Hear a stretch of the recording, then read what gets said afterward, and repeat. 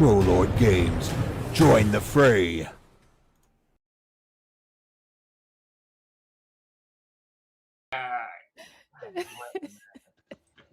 Grace, we have complete confidence in you that you can figure out what Chuck was going to say. barely an inconvenience. Hey, everybody. Barely an inconvenience. Done it a million times before. So let's just jump right in where we left off last week. We'll do a quick recap. I know we had a lot of spotty service last week, and I think we had to bail early or something. But so the crew is split into two. Young Wyatt has stayed on the boat while the other four got on the ship. Rather, the other four got on a longboat, carrying the body of the wizard Valen to the islands, trying to find a place to bury him. They found an old crypt, clambered inside of it. The four of them, they left the body outside. They wanted to explore the crypt first to see if it was suitable for where the dead is lying, where to lie the dead. So they began to explore, and they discovered that this is slightly larger than they anticipated. They went down some stairs into a hallway. On the right-hand side was a second hallway with this strange eye carved into the wall. That led to another very small room with another eye carved into a wall, very similar, over a small basin that was empty. It had no water in it. Going back down to the hallway, down the stairs again, at what point McGowan postulated that they were below the sea at this point because the whole crypt is on a sea stack, only a few hundred feet wide, not even that really. And down into this second chamber, they found the crypt of this molded old corpse, dried up, kind of blackish and gray, twisted. It was a strange corpse. It was humanoid, but it was kind of long. The bones were long, the skull was long. A new follower has joined the fray. Explore this room when I think the rogue discovered a secret door underneath, or secret chamber rather, underneath the slab of stone and the sarcophagi where that was holding the body.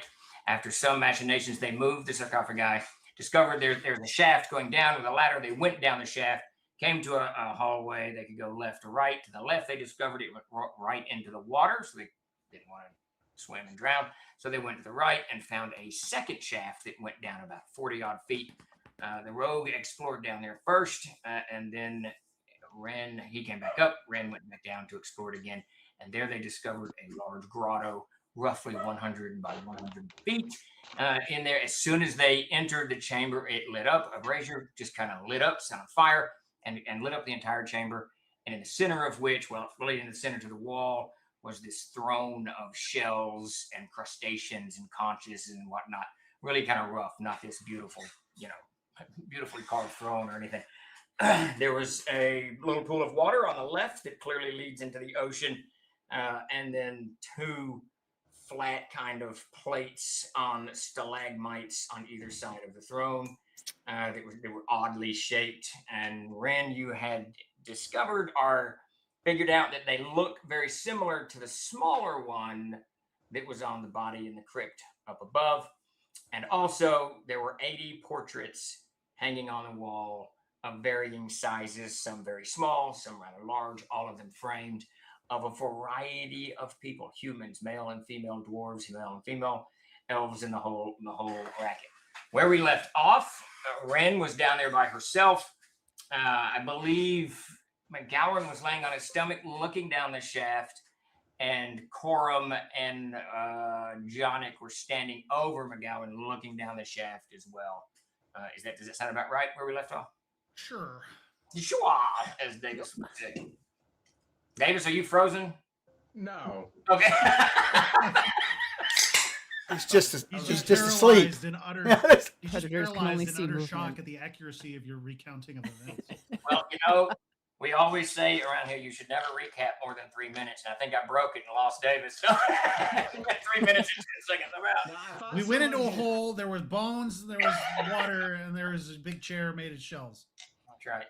I thought someone had started to go down, but I can't. That's Ren's at the bottom, back down, and she's actually gone down far enough to relight the brazier. And I'm pretty sure you were on the floor in the grotto. Is that right? Yes. Yes, that's where we like. Yes. Ren had just disappeared. That's right, because she goes down the shaft and walks in the room, and now you can no longer see her. Because I remember you specifically were laying on your stomach looking down. Yeah. Ren is made of puppy dog kisses and good ideas. So there you go. All right, so Ren, we're going to start with you. I want you to do a real quick character description. And you're standing in this large room, 100 by 100 feet, dimly lit by this one brazier, this weird throne across the room. Sure. Ren creeps forward, eyes wide. She is like a fair-skinned, green-eyed human woman. She's got this red ginger hair that's kind of around like chin length, jaw length, growing out after it's been shaved. That kind of is like bulging out from a wide-brimmed, floppy hat.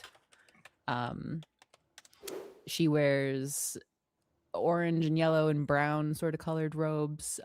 She has a belt of bottles. There are about 10 or so bottles that are kind of clinking around her waist that are doing very little to aid her stealthy approach to this chamber.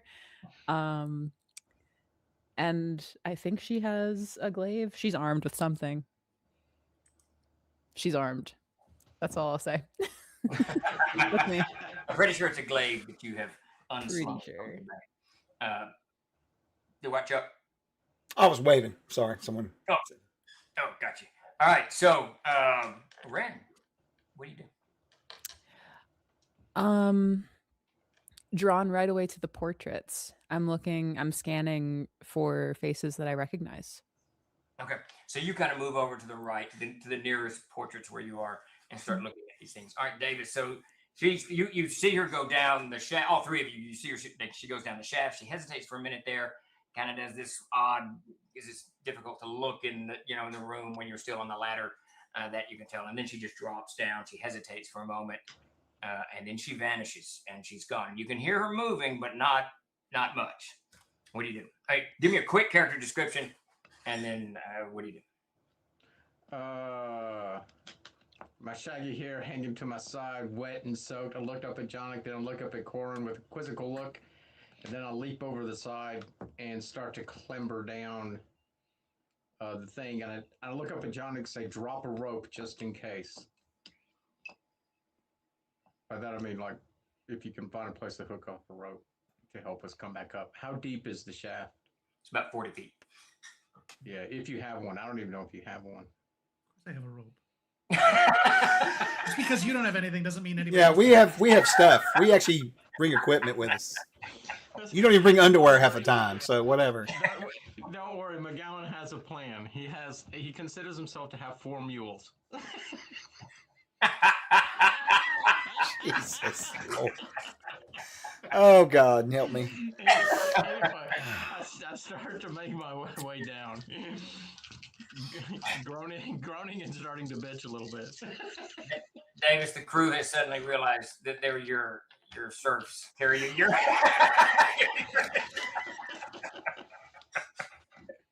All right, so it doesn't take you but a moment or two to get down. Johnny, what do you do? Start shooting me with arrows. You start looking for a place to tie a rope or a way to close the hole. Sure, I'll look around. I imagine it's like rough-hewn. Yes, It's very natural. Are there like stalactites or stalagmites anywhere? Not so much here, but you definitely can find a good chunk of solid rock you can tie a rope off to. Okay, if it seems pretty good and there's enough of a swell to it that I can loop it around and hold it, yeah, I'll do that. The only thing when you're tying this off, it's rock and it's pretty rough, so it's going to cut into your rope some, but it doesn't look like. I mean, you can set it a little bit. There will be some risk of it tearing through, but it's a good stout rope, so it shouldn't. You mean on the edge going down? Yeah, well, where you've tied it off. Well, that too, but really where you've tied it off because it's just rough rock. That's good. You can tie it onto Corwin. Around his neck. Like, here, you're 700 pounds. I know, he's like 9 feet tall and 350 pounds. Yeah. No, I will bother to I'll go into my pack and find a sack or a pouch or something, fold it up a couple times for padding over the lip down, because I don't want it sawing at all. Right, got it. All right, so you brace it a little bit. All right, so that takes a round or two. Corum, what are you doing while all this is going on? Regretting choices, over life. Yeah. So from what I can tell, we've not heard nothing back from Ren at all, correct? She went down. That's the last we heard of her, correct? She giggled maniacally. No, you haven't heard it. All right. I'm just trying to understand what. I mean, I guess I'm just going to follow. I mean, there's not much I can do. I can either stand up and hang out, or I can go with them. So I guess that's what I'll do. But I will I will remain strangely quiet and silent. Not going to have a lot to say. No. Hey, can I ask a favor, Chuck? Wait till I get down and out of the way before you go down that. Well, the assumption was that I would. I'm just going to wait. If I recall, you're not currently wearing armor because you couldn't fit down the shaft. Me? I'm wearing studded leather. Yeah. Okay. All right, so Jonik, you're tying the rope off, and Corum, you start going down. All right, so Grace, you get down there. I mean, you're already down there, and you can hear movement coming down the shaft, so someone clearly is following you, or they're closing off the shaft, one or the other. I laugh down the shaft. Fuck off. You get up to the first portrait. It's actually drown in my seafoam sepulcher. You first. It's probably 3, maybe 5 inches wide. It's fairly small, and it's of a female. Looking at this skin is this silvery white. The hair is somewhat silvery, which is a pure Enochian, which a lot of the Enochian and Ethrum is kind of debased because both tribes have bred so much with each other. But the old Enochians tended to have silverish type hair and this really pale white skin. It looks to be a very nice dress that she was wearing. It's just from the shoulders up. Some jewelry, necklaces, earrings. So clearly someone of some distinction. I think that until she's rejoined by her friends, she's kind of like taking off her satchel and pulling out her 50,000 sheets of paper, and she's kind of like roughly sketching cruder versions of the people that she's looking at. All right, so as you get that sketch down, you see McGowan kind of drop off the last chunk of the ladder, and Davis, you can see now the room in front of you as described, and Ren 15 feet away. The room there's noise in the room. There's a lot of water dripping, right? I mean, you're underground, you're under the sea, and you just blop here and there. And there's a little bit of movement in the water itself. It doesn't look like somebody's coming up. It's just a little bit of movement. So this that Ren, you've already been here 4 or 5 rounds, so you're kind of, somewhere in the background. Davis, you're adjusting to it, but you both hear above and beyond this humming sound, this odd humming sound. All right. I was busy earlier setting that stuff up, so I didn't hear the description of the room. Re-explain all of that again, please. Well, you're still in the shaft, Chuck, so you don't hear anything. Just a rough description so I can at least the whole room or just the sound? I don't need the details of the room. Is it a cave? Is it a square room with walls? It's a cave. It's a sea cave. An underground grotto that's mostly stone on the floor, and it's got one section on the left-hand side that's water. It clearly leads to the ocean. Okay, that's fine. I just want to know because I've got things I need to show, and I don't know which one. So yeah, do the first one. The first one I said. Yeah, it's fine. Go ahead. Okay. What were we doing? All right, humming noise. Buzzing. Mm-hmm. As McGowan approaches from behind, she'll go, "You hear that?" Kind of not quite looking up from her paper. I stop for a second and half draw my sword and look around and then listen. So when you look around and here, both of you get kind of shift into that mode, right? Tense, whatever. You can see the only thing in the room aside from the portraits that stands out is the throne. And looking at and the 2 discs next to it, looking at that throne, it's large, it's rough. There's nothing. It wasn't put together by anyone with some kind of extraordinary artistic skill, right? It's just kind of hobbled together. And the shells, the bones of it, the pieces of it almost seem not properly connected. It just seems odd. But when you're looking at the throne itself, and it's pretty large, when you're looking at the throne itself, to either side of it, you can't help but see those 2 discs. And both of those discs are they're shaking just a little bit. Just a little bit. I look over at the disc. Ren, it's the discs. And I head that direction in my sheepskin jacket. Don't touch it. I'll descend the ladder. All right, Corum, at that point, you kind of drop down. When you hit the ground, you see immediately description as given, but you see that McGowan is kind of going. Davis, are you in kind of the predatory attack phase, or? No, I'm just moving up slowly to it.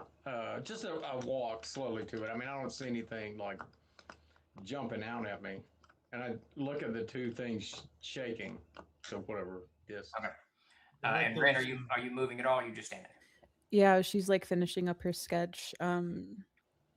As I'm like looking at these portraits, the portraits are, I'm sorry, they're behind the throne, like kind of around it. So imagine a basically round room, all Yeah. right? And you come down on one side of it. Immediately to your right is a wall. And on that wall, all the way around are the portraits. Okay. Okay, And yeah. over to your left is going to be that water. So you got portraits almost everywhere except over the water. And then the throne is over to your right against the wall. Does that make sense? What is Yeah, the throne? so it's near, like the portraits are kind of oriented around the throne. Yeah, on either side of it, all the way around. Okay. Some are behind the throne, and there doesn't seem to be like an order to it, like Yeah. Do they all seem to have these like old Enochian features? No, looking at them, you can tell dress is just in a casual dress is different. Armor's different, hairstyles are different. Even without being a great, wise, intelligent sage or scholar, you can tell it's different, probably different times and definitely different cultures. Am I remembering correctly that like last week you said that there were humanoids too, like painting, Yes. or like an orc or something? Yes. Yeah. Okay. Do they all look drawn by the same hand? Yes. What is the drawing? Like, is it pencil, charcoal? It's a variety of stuff. Oh, okay. So, yeah, question. Just curious. I mean, are we all seeing this, right? Jonic is still up and above, but I assume you're going down this shaft, Jonic, as soon as you. Yeah, I just want to inspect it and see what I can learn from my education about it, from being in the temple. Inspect what? The portraits? Or Yeah, the portraits, to see if I can figure out what time period possibly, or culture. I'm sure I've had some of that. Good. Well, they're busy doing that. Yeah. I am kind of standing to rejoin McGowan. McGowan comes back with a dragon or some shit. All right, Chuck, I need an intelligence check from you, Davis. All right. Peter, again, Yeah. I'm sorry, you're on the boat. Well, when you get a minute, I'll talk about something I'm going to do. So Always the danger of splitting the party. It's someone sits on the outside. Peter, All right, Davis. Peter, our plan: take over the ship, kill the captain, take the ship. I got an idea. It's a silly idea, but we'll get to it. All right. So, All right, so Davis. what are the discs made of? Are they on a pedestal? What? So moving up to them, they appear as if they're on two stalagmites on either side of it. But something in you're barbarian, right? Something in your primeval brain tells you that those stalagmites are set equally apart from the throne in distance, and it's the chances of that are 0. relatively small. And as you're approaching the one that's nearest to you is the one on the right. So throne, one on the left, right? And as you get within like 15, 20 feet of it, you can see the stalagmite. It looks really weird. It doesn't look like rock formation. It looks more like bone covered in mud or something. And as you get within about 15 feet or so from the bottom of this disc, whatever it is, this drop about the size of my fist there, this drop of goo drops down from the disc against the thing, and you can see as it does so, there's this tendril of flesh-like substance holding on to it, clinging to the disc, and then it kind of pops open, and you can see this eye looking at you. Okay. As soon as this tendril thing starts forming up, fuck that. I charge right in and I kick the disc as hard as I can. Okay. So, Jonic, you're on the shaft going down. Corum, you've just gotten where you're looking at the first. What was your intelligence check on that? I think I'm just going to turn around and go with Jonic. We're going to leave. I got a ladder. I've been descending for 5 minutes. I got a 15, 18 non-prime.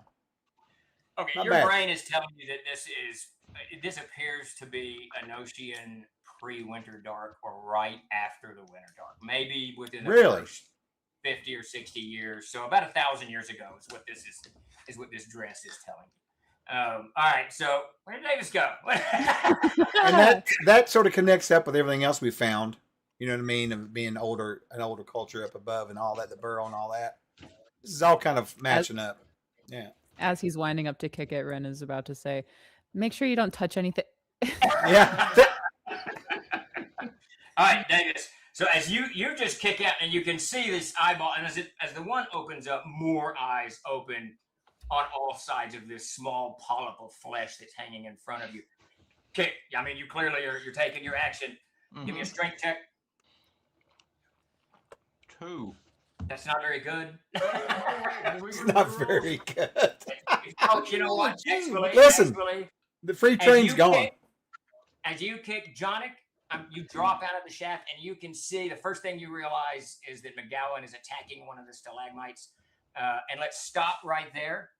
Okay. And, Chuck, are you good to introduce the stream, or do we need to give it? I am good. How'd you roll a 2? You're 3rd level, ain't you? It's a 9. It's a 3 so far. Who knows? He's not even really got dice, to be honest with you. But anyway, I'm Chuck Cumbo, Community Outreach Director for Troll Lord Games. We're here to play some real Castles and Crusades with you in actual play with all of my fellow co-workers and our CEO, Stephen Chenault, who is running hurriedly for a Dr. Pepper. He deserves one, though. A long day at work, right? So hang out with us. We have a giveaway going on. If you want to get on the giveaway over here on Twitch, come to twitch.tv/TrollLordGames. To enter, you don't certainly have to watch us here. You can watch us on YouTube or Facebook or wherever. And then, at the end of the stream, we'll do a drawing for some gift codes for the store. We have a backer kick program going on right now. I just want to stick that out there real quick because we won't probably see nothing else about the rest of the night. There's a link if you're curious. Go check it out. It's the Adventure Spellbook. It is moving quite right along. We've got to come up with 4 or 5 more stretch rewards. We've got some really good ones coming too, guys. Some really good ones coming. Yes, and that's all for me. So, Grace, take it away, Grace, down here. Well, hello. Hey, if the raffle wasn't enough gambling for you tonight, wait till you get a load of this. You can influence the game. I need another hit. Hit us. No, really, hit us. For every $5 that you spend on our Twitch stream, so sorry, Facebook, YouTube, and X, you can't play. You can watch, though. But come on over to Twitch, and every $5 you give us translates to 1 reroll that you can give to anyone that you see on screen, including Steve. Don't do that. Please give it to one of the players. Don't give it to Steve. I say, having given a free reroll to Steve earlier. Anyway. If they've got channel points, though, they can also do what? They can also do hero potion. No. Hero potions are rerolls. They can give us boons, which is +1s to our rolls. You can redeem your channel points. If you donate $100, we get a wand of disintegration with 4 charges. He's lying. It's I true. wished. Davis, it's a wand of disintegration. Yeah, he's already here in physical form in the chair. And if you give me $5 in real life, I will say thank you. Anyway, let's see what we got going on right now. Let's see where the counts are. Oh, yeah. Okay. Jeremy has 1 + 1 and 7 rerolls. Wow. You better start using those, Jeremy. Gosh, Jeremy, you got a lot built up there, Shouldn't buddy. you just use them instead of hoarding them? Yeah, dude. What is your problem? God. I have 3 + 1s and 8 rerolls. Don't be mean to me. I'm doing the announcements. Wait a minute. Glossing. I'm not a over that. mathematician, but I'm pretty sure 8 is more than 7. Glossing. So, anyways, Chuck has 5 + 1s and 6 rerolls. okay. Peter has 1 + 1 and 2 rerolls. Jeez, Thank Chuck, you. save some for the rest of us. Whatever. That joke's dead now, Davis. buddy. The richest among us. 1 + 1 and 1 reroll. Nice. There you go, Davis. Steve has 2 + 1s and 3 rerolls. Oh man, I'm rich, aren't I? I don't need rerolls. I think you Steve, do. I think you are rich enough to maybe give yours to us. Yeah, Steve. That's not going to happen. Come on, just do it. Do it for the bit. Anyway, back to Do the it game. for the What's our bit. count for now? All right, Davis. So you take a kick. Hilarious. Jeremy, Davis, you gonna do a re-roll before I describe this? Yeah, let me do it. Let me take my only reroll. Oh, this will hit. 14, 15, 16, 17, 18, 19. All A right, new so subscriber. Prepare the for comic battle. description is not going to happen now because you actually do hit it. So you just kick this thing really hard. A new subscriber. It's like kicking Prepare stone. for battle. I mean, you jostle it somewhat. Give me some damage just in case, but you definitely kick it. And when you kick it, A all new four of you subscriber. Prepare look for in this battle. direction. See, you all see it. This creature, A new whatever subscriber. it is, whatever Prepare stalagmite for that battle. was not, as it kind of stands up and you can see its legs spread out, two long. A new thin subscriber. legs Prepare with, for battle. frog-like feet at the very end of it. It rises up into this flat, almost. A new flat subscriber. head, flat body, Prepare and for and battle. Grace, you remember your very deeply gouged pinky. These two long claws kind of drop out from underneath the creature, and hanging beneath this disc is this tenuous ball of flesh that's literally, Davis, just eyes. You can see it looking in every which direction. So no matter how the creature moves, it can see wherever it is moving, and it just kind of unfolds in front of you. It takes a round to do that, so you all have a time to take an action. Davis, what do you do? I step back and draw my sword, cursing the paladins of Kaomar.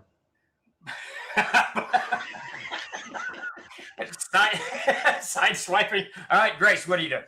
I'm using that time to try to glean if this creature is like human level conscious, like Intelligent. if it's intelligent. Thank you. I couldn't think of the word. Give me an intelligence check. Oh fuck. Me? Intelligence? Yes. Jeremy, while she's doing that, what are you doing? Not wisdom. To that? Well, it was a good game. How big is it? It probably stands about 7 feet tall. It's Oh really my big. God. It's almost as tall as me. Wow. I don't have any weapons drawn. I guess I'll spend my round drawing my bow. Blades Or out. my crossbow. Okay.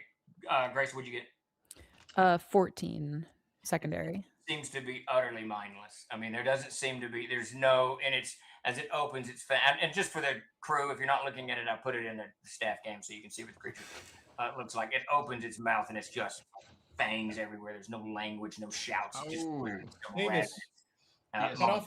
cut off its eye testicle sac thing. Corum, what are you doing? I am shit, man. There's a bunch of us. I know my comrades. You guys So are like third level at this point. yeah, right. Exactly. So I'm gonna start off with a nice big fat prayer to Corthane to bless us all. Okay. Casting bless upon the party. All right. The trouble is, anytime we do anything, we get cursed by some weird shit. Right? That's because you're looting some dude's crypt. Not my fucking problem. That's what I'm saying. We haven't taken anything. We're We haven't taken looking to anything. kindly give this crypt. I don't know. Yeah. We're going to give this crypt some death and destruction. We didn't even take the silver. So Chad has decided this creature is called a gooch. Just so you know, they've identified what it is. Ah, It's Maybe I don't quite know. Think it might be called something else. Testicular. It lunges at you, Davis. Give me an initiative. That's going to be a D10 with castles and Crusades. A1. Yay for me. I got it. I got it too. The Chanel brothers are on fire. Yeah. All right, Davis, what's your arm class? 10, 11, 12, 13. All right. That's right. Right Nick out Hansen. the gate.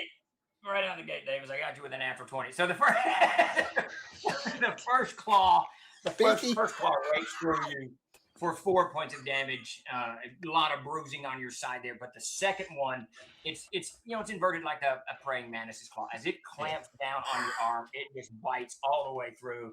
You take 6, 7, 8 points of damage from that. And then it rips back up, kind of tearing the flesh in your muscle and whatnot. Lots of pain lances. Oh through God. Which arm? your left arm. Okay. Left arm. useless, mangled. Beaky Mouse said because of its dangling gooch sack. All right, Davis, I can keep swing. a straight face. But I'm not. I Johnny, told my take dad your to start shot. watching As these. he rips my arm, I take that thing and I try to jam it up right through its lower mouth socket up through the upper All right. freaking 19, 20, 21, 22, 23. You drive your blade We're not into it. supposed to do that. All right, give me some damage. The blade goes up and into it. You can feel part of its lower jaw just cracks. It almost feels like it's stone that you're cutting into. Not necessarily the toughness of it, but just the way it kind of breaks. Okay. Um, Hey, do I go through the lower jaw part? You do. You definitely go through it and in through its tongue and into the top of it. And you Oh. can see it kind of lift its head up. The eye sac is just kind of flopping around, trying to look. And even as it does so, you can see the other creature begin to materialize as well. It begins to break down of its stalagmites there. But you do have its throat or its head pinned on your blade there, and you're holding it. You got like a bastard sword, right? No, just a sword. Just a sword. So you're kind of driven it up, holding it. It's 7 feet. You're 6 feet. You've kind of made it elongate. Stretch up on its legs as it's trying to get away from your stab. Jeremy, what'd you get? 16 to hit for 6 damage. All right. Bolt bounces off of it. You can see it. Hits the creature's side. Falls to the ground there. Chuck, what are you doing? I was praying. I was casting a spell. Remember? That was the last round. Oh, you went ahead and just did it. Yeah, the creature leaps on Davis. So no matter what you guys are doing, unless you're doing something specifically to help Davis. Yeah. Yes. No problem. Just everybody's got bless, so you should know that when you're rolling. Does bless affect 2 hit rolls? So yes, Gives you plus a one. +1 to everything, I think. Okay, then that's 17 to hit All right. for 6 damage. Duly mark it down that you still missed. You better use those rerolls there, Jeremy. This thing's effectively field play. We're fucked. Effectively, Corin, what do you do? Well, I mean, if it's effectively field plate, I'm attacking. There you go. Corin effectively leaps what? up into it. What kind of blade do you have out, Mace? What do I've you got a piercing axe, a big one, piercing axe. big old. Ren, what are you doing while Chuck's rolling his dice? It doesn't make sense that there's only a monster in here. I think Ren is calling out into the chamber. Please Hello? call off your pet. We just Oh. want to talk. I thought she was like, "Hello, hello." All right, you're trying to disarm the situation. They clearly Calling Davis out started. to whoever is making Right. the paintings. Yeah, if Davis just hadn't Yeah. kicked it, everything would be fine. Nothing bad could have happened. Chuck, what did you do? That's why you need to go. I got a 15 to hit total. 15 to hit. Your blade crashes off of the creature. You can just tell its hide is thick, bony hide. You gonna take a reroll? Hey, you're something already- else. I've You already know told that? him, yeah. Look at he's like, want to make a deal?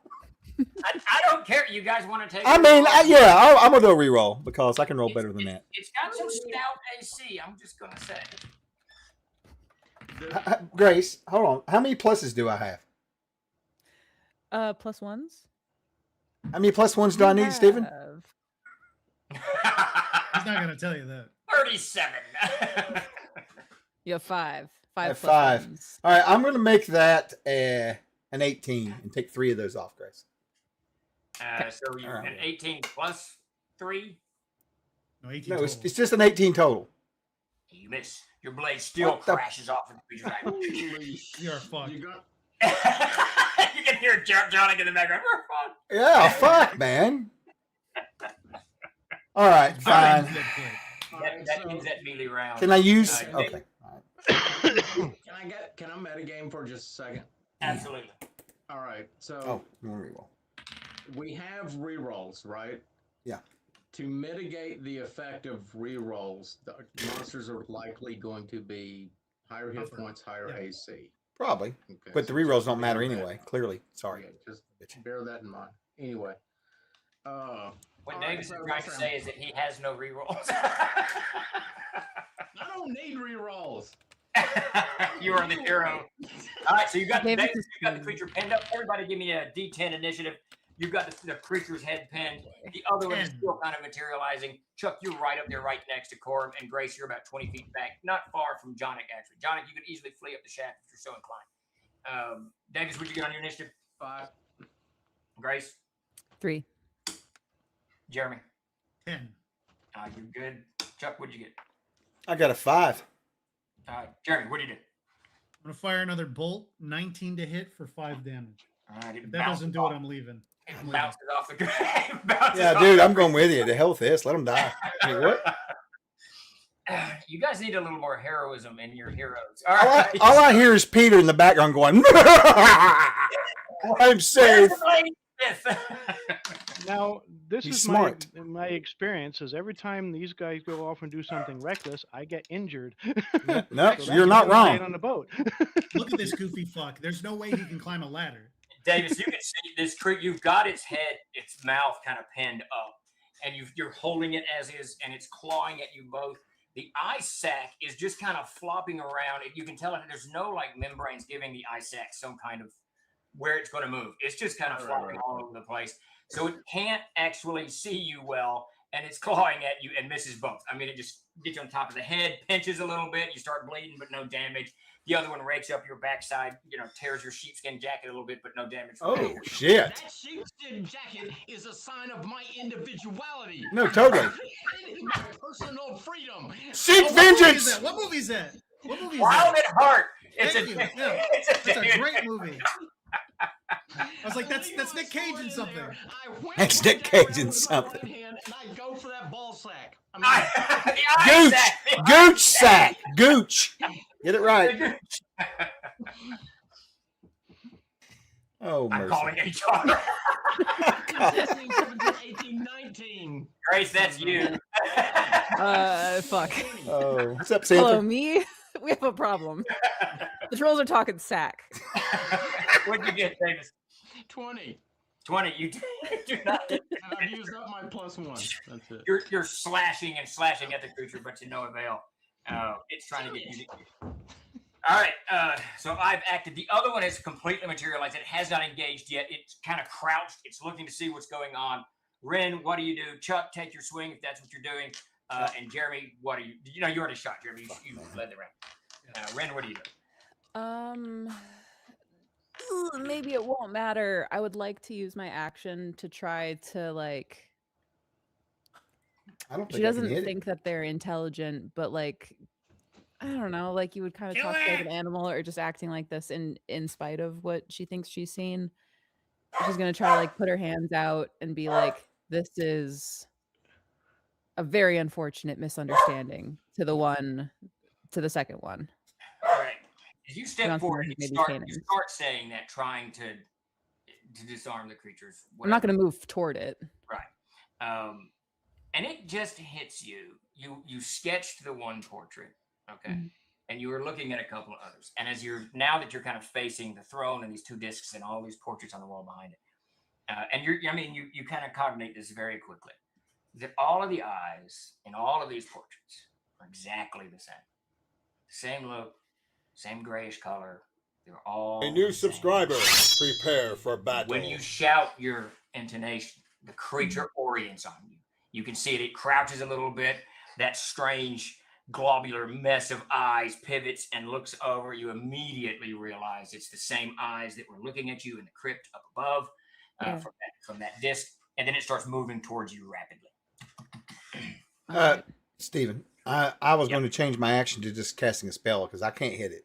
Pretty sure I can't. So, I mean, unless I just want to sit here and take chances rolling that 20s. You know what I mean?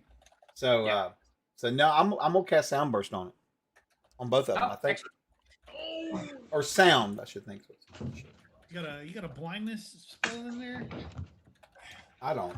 Is that my action to have that like interaction and realization with it? No, you can still. I mean, you're shouting that out. You can fall back, run forward, pull weapons, whatever. All right, Chuck.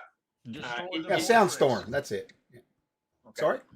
Oh yes. Is that why Jeremy said, "Are you sure, Chuck?" That's funny. All right, what's my damage there, Chuck? Or do I get a say? I don't think I get a say. Just a second. Let me. You Yeah, probably you get a do. physical save for half or something. No, it's for something else. For being stunned. Stunned or something. I can't. Let me get there Done real for quick. D4. Done for D4 rounds on a failed con save, probably. This right here. I got too much shit in the way here today. Okay, wow. We have a lot of spells with the word storm in it. You guys don't need to look so crestfallen. I'm a little Davis is concerned. just like, All right. Because it's going to affect me. Okay, as well. so oh yeah, well sure. Yeah. H. You just got lit up. You took like what, 14 12. fucking damage in one There you round? go. 12 points of damage. That's a Oh, lot. you know you're going to soundstorm your buddy there, Chuck. Don't It's already in motion. No, it's not. I know how the spell works. So calm down just a minute. you? I know how the spell works as he reads it. Red, what? Yeah, I don't. Well, I mean, it's I'm playing. I'm not running the game. Okay, we've had this discussion. You know. Red, So- what else are you going to do? So you're shouting that out. Yeah. So it's rounding on her, it's approaching. She realizes this isn't gonna work. Her glaive is on the ground. She's gonna just try to like pop it with her fist and stun it. Okay. It closes. You've got to move forward a little bit too. Actually, we're both going to roll initiative on this because this one hasn't ended. Punch its Use a uvula natural like speed a bag. boxing speed bag.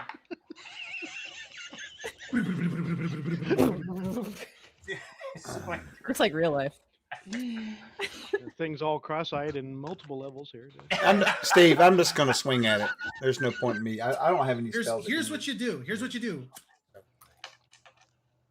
I didn't like that. Twist that thing. It's got eyes Don't all the way say around. twist that thing. Swing, Grace. Swing. I'm it. swinging. I hit. No, go ahead. Well, maybe I hit. I doubt I hit. No, I didn't hit. 18. That's no way I hit. No, you did not hit with anything. Use a reroll, Charles. I'm not because I can't. I have to roll a 20 to hit it. I'm not doing that. Typical Chuck. Not willing to use his Oh, reroll. fuck off, bro. Oh my god. Whatever. Grace, how'd you do? It was only a 14. All right. You start slamming the creature. You realize. Wait. I'm using a reroll. All right. There you go. Oh, that's better. I think it's still no dice. 18. You're hitting a creature, but it's just the height. The creature's height is just too tough. All right, it's going to swing at you, Grace. It slashes. What is your armor class? No way. 11.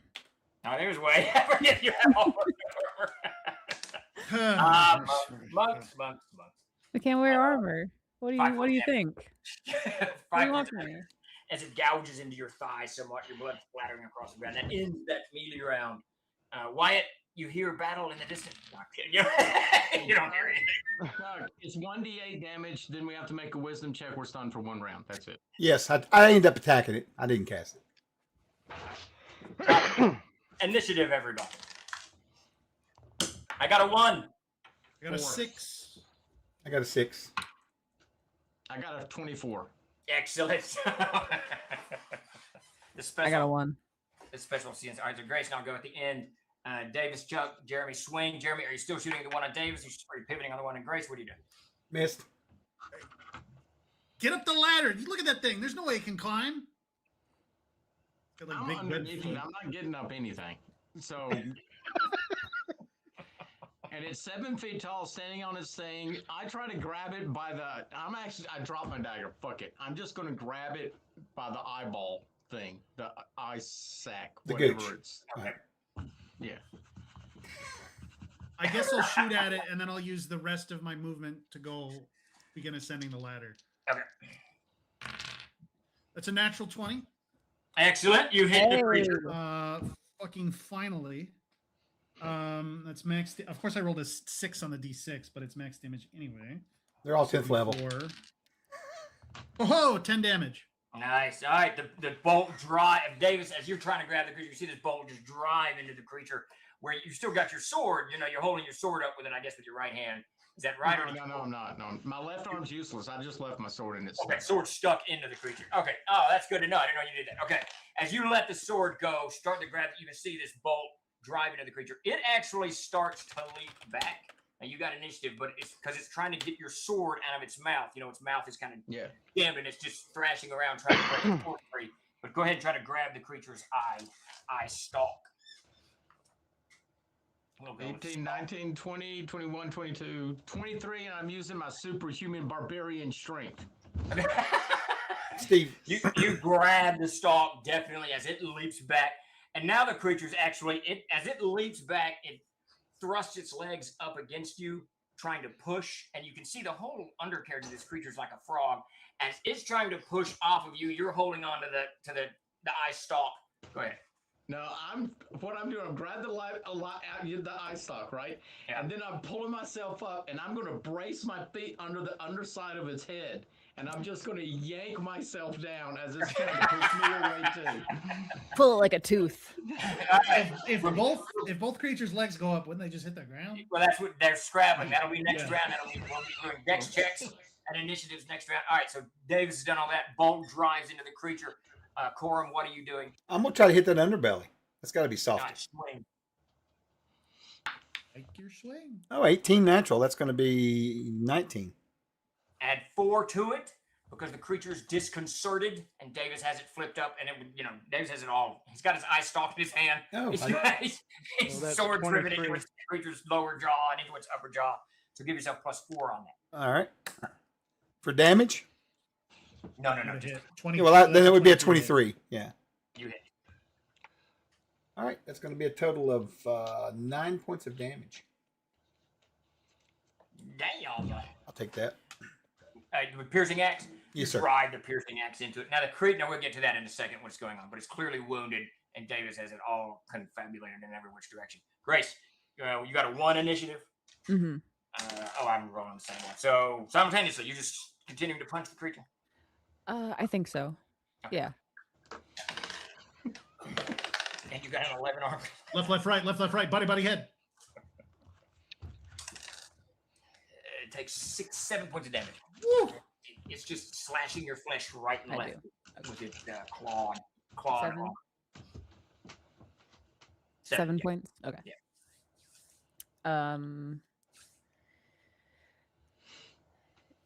Yeah, I'm gonna. I can stun one more time. I'm gonna try to stun it by punching right up underneath the stalk. Okay. Swing away. Are you swinging at the stalk or just at the lower jaw? At the stalk. Okay. I'm gonna use a reroll. Okay. Yeah, I'm not gonna hit. That's it. You slam the creature somewhat, drives it back a little bit, but it's taller. It's 2 feet taller than you. It's gangly all over the place. And you can see now as it's rearing up, it's going to try to bite you next round. Ends that round, beginning next round. Jeremy, you fleeing up the shaft? I hit it once. One of them seems to be on kind of its back foot, or it's on the ground. Is that right? Everybody give me an initiative. I'll let you know. All right. Davis, initiative. 7. 7. Chuck, what'd you get? 3. Wait. Someone roll a 7 on initiative? Yeah. Yes. How's that possible? What are we supposed to be rolling?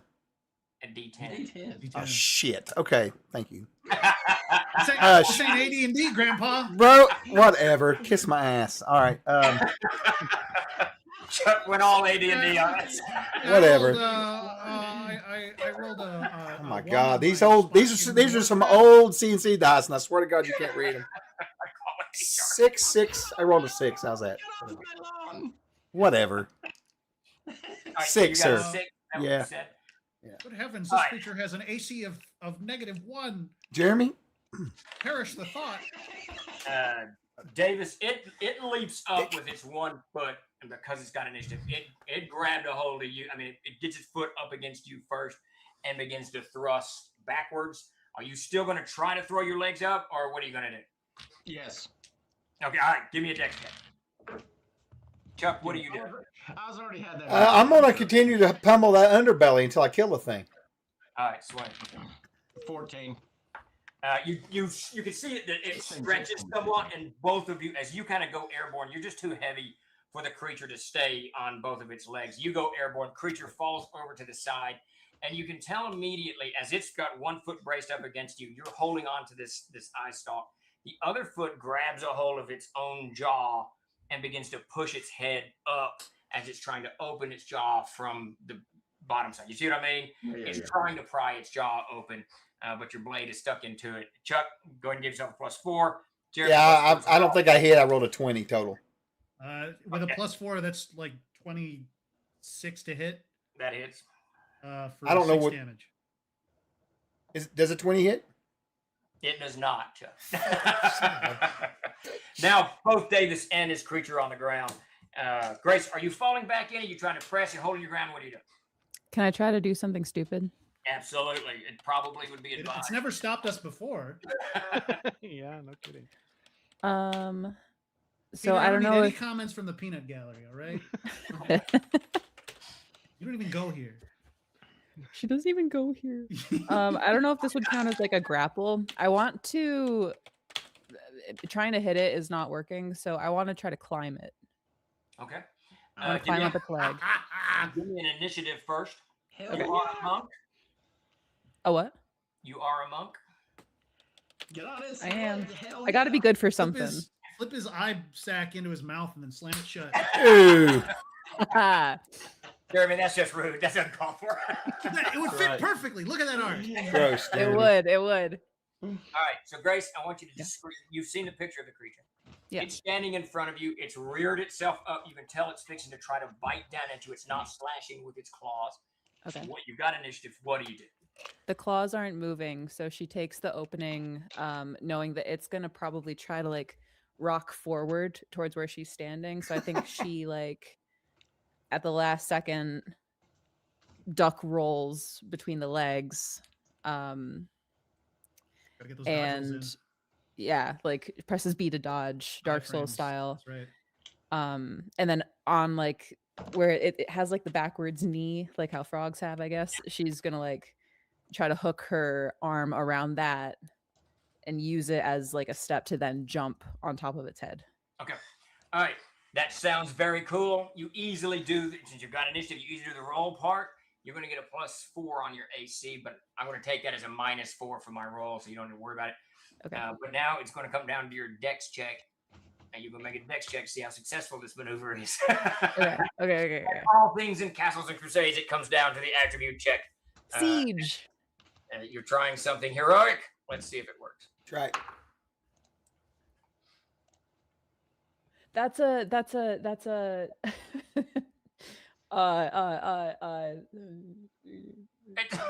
21. I have to try so hard not to count out loud. 21. All right, you roll underneath the creature.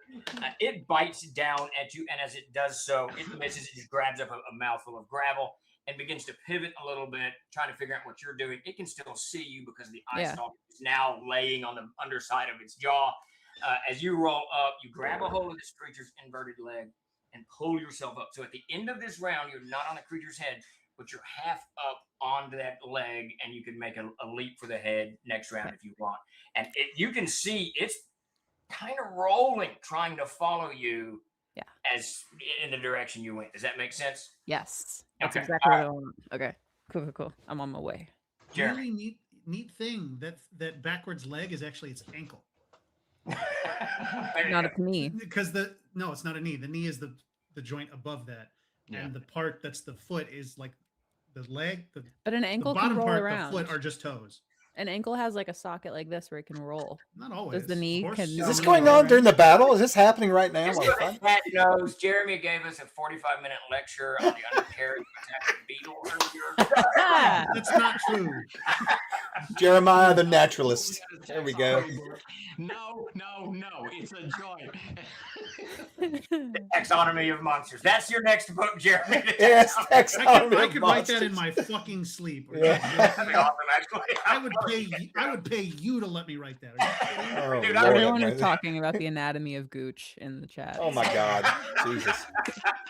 What was it? We came up with the sling bullets made out of Neo Atia droppings. Like that's just like that's adventure ideas coming out of the oven. It's fantastic. All right, ends that round, right? Everyone acted. I think everyone went. In beginning next round, we're going to do 2 different battles here because Grace is on her own.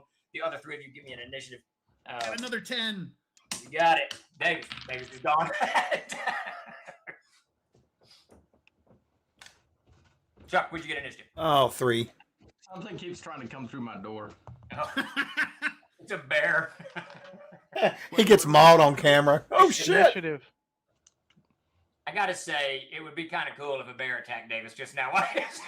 It would be It neat. plays in from Yeah, I would like it. Kind of cool.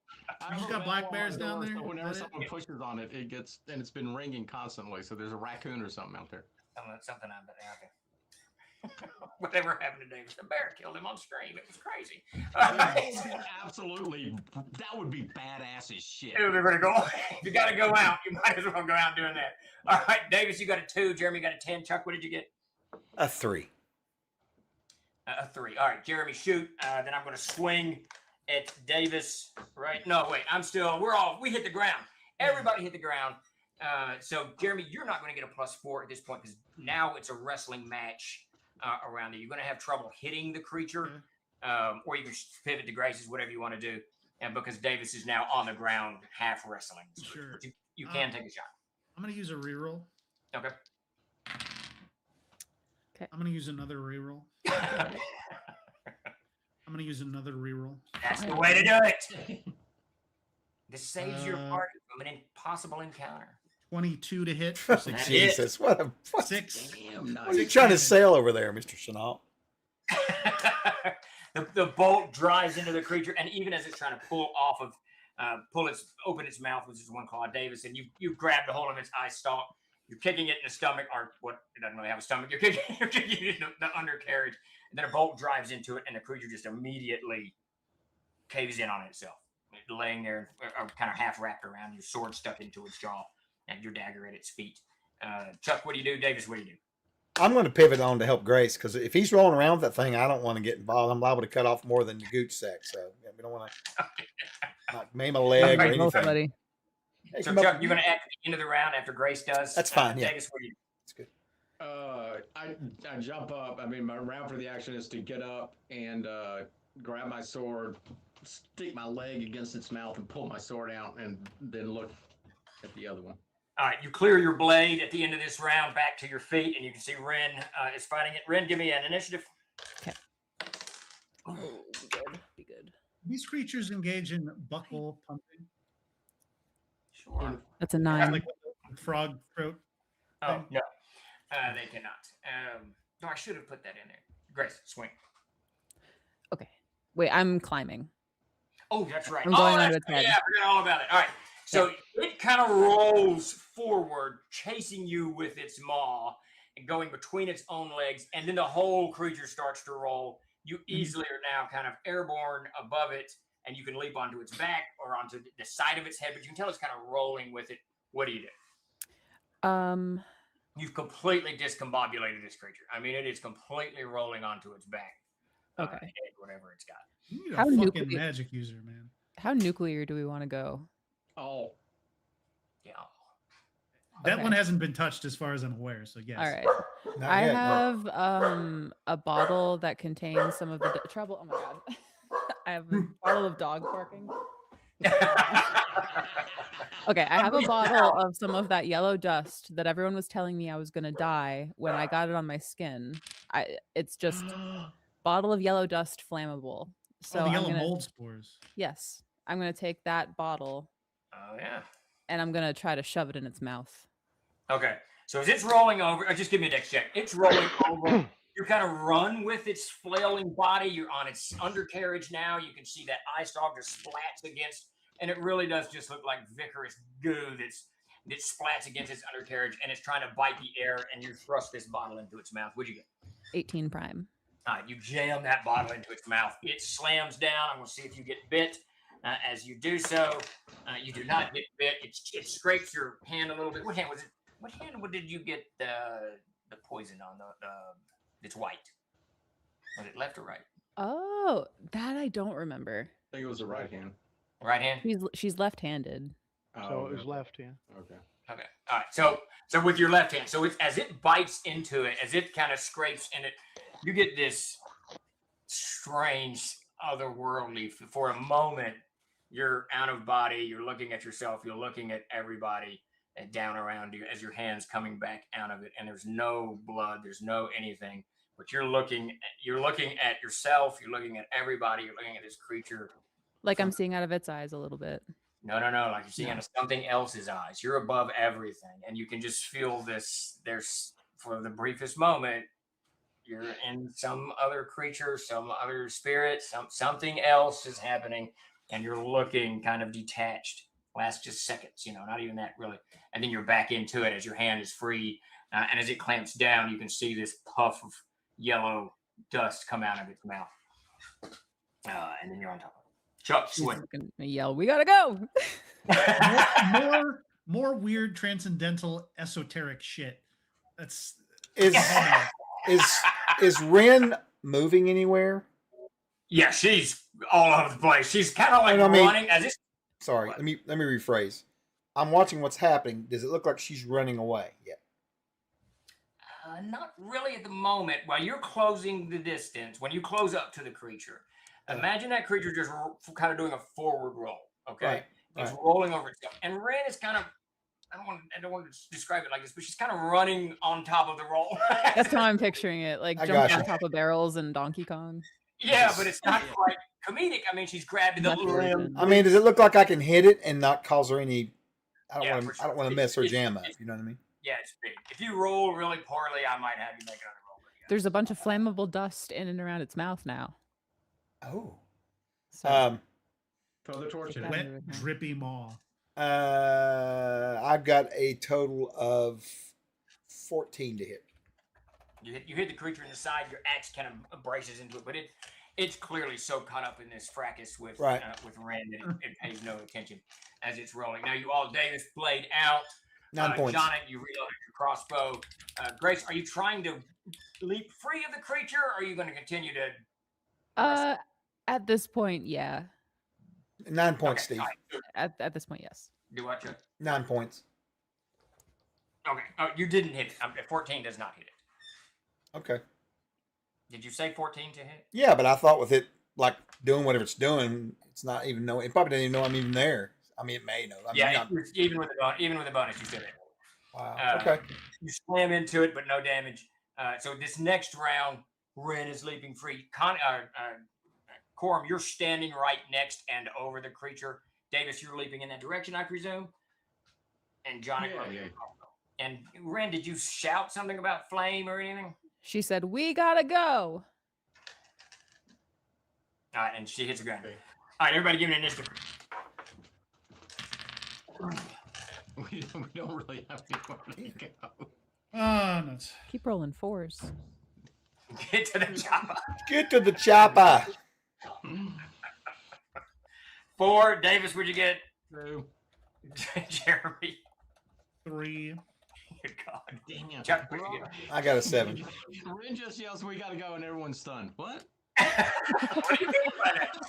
So the creature comes out of this roll, and Chuck, it just rises up right in front of Corum as it's kind of getting itself together, and that's its action for the round because it was all over the place. It's now standing, towering over you. The eye stalk's right in front of you, and you can see this puff of yellowish, moldy smoke coming out of the creature's jaws. Can I yell something about fire? You can anytime that late? you're taking actions, you can shout and scream and whatever. that doesn't take an action unless it's you're trying to explain the geography or Right. Maybe how a creature works, right? That kind of thing. right, yeah, the paragium, whatever, none of that stuff. So Light it up! All right. So, you hear Ren shout, "Light it up!" I mean, Who has I the don't. torch?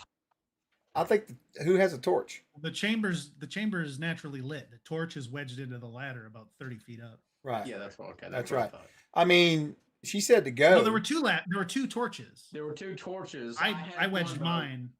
I had left one. mine. I don't know who had the other one. Me, I have think. one. I went down with one. I left it didn't I? up front, up top. She You left. have it, then you she have it. has. Grace has one, which means it's probably laying Yeah, on the Ren ground. carried one when she went down. Okay, so I we'll assume thought- that's laying on the ground over by your glaive. Where you set there's light in the room, so you set it down to sketch the creature. We'll assume that's where your torch is. So from you, Grace, it's a good 20, 30 feet away. But Jonik is right at your feet, and Corum, it's 15 feet probably to your left, and Davis about 20 feet as you're pulling up on Corum's right flank. I mean, with my movement, I probably can't grab it and use it the same round. So Probably not. Maybe close.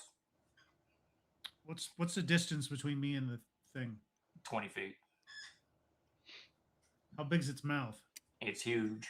I think I can make that shot. You can also Alright. toss it to Throw me. it like a hammer. Okay. You scoop up. I'm gonna, yeah. Yeah. Since I'm going on since I'm probably going first, I guess I'm just gonna go ahead and start making my way back up. You just stop in the middle. Are She you said to running leave. or are you- She said to leave. I mean, Like, this isn't fun anymore. no, it's not. I'm Isn't going that home. stuff like it spreads like everything? It spreads Do all it. over everything. Well, it's puffed out of the creature's mouth, and it hadn't spread all over the room. And now it's settling around. You know, and right now it's just this kind of cloud of smoke, like chalk dust. Yeah, I'm definitely getting the hell away from that thing. If it's 50, if it's So you scoop it up. Corum starts running. Davis, what are you doing? Okay, so when I got up and pulled the sword out, and that thing takes, I was gonna try to make my way around behind it, come in Okay. from behind. So that's Nice. what I'm doing as the torch is flying through the air and the puff of smoke is coming up. All right, so Ren's leaping past you. Torch goes through the air. All right, Jeremy, give me a dex check.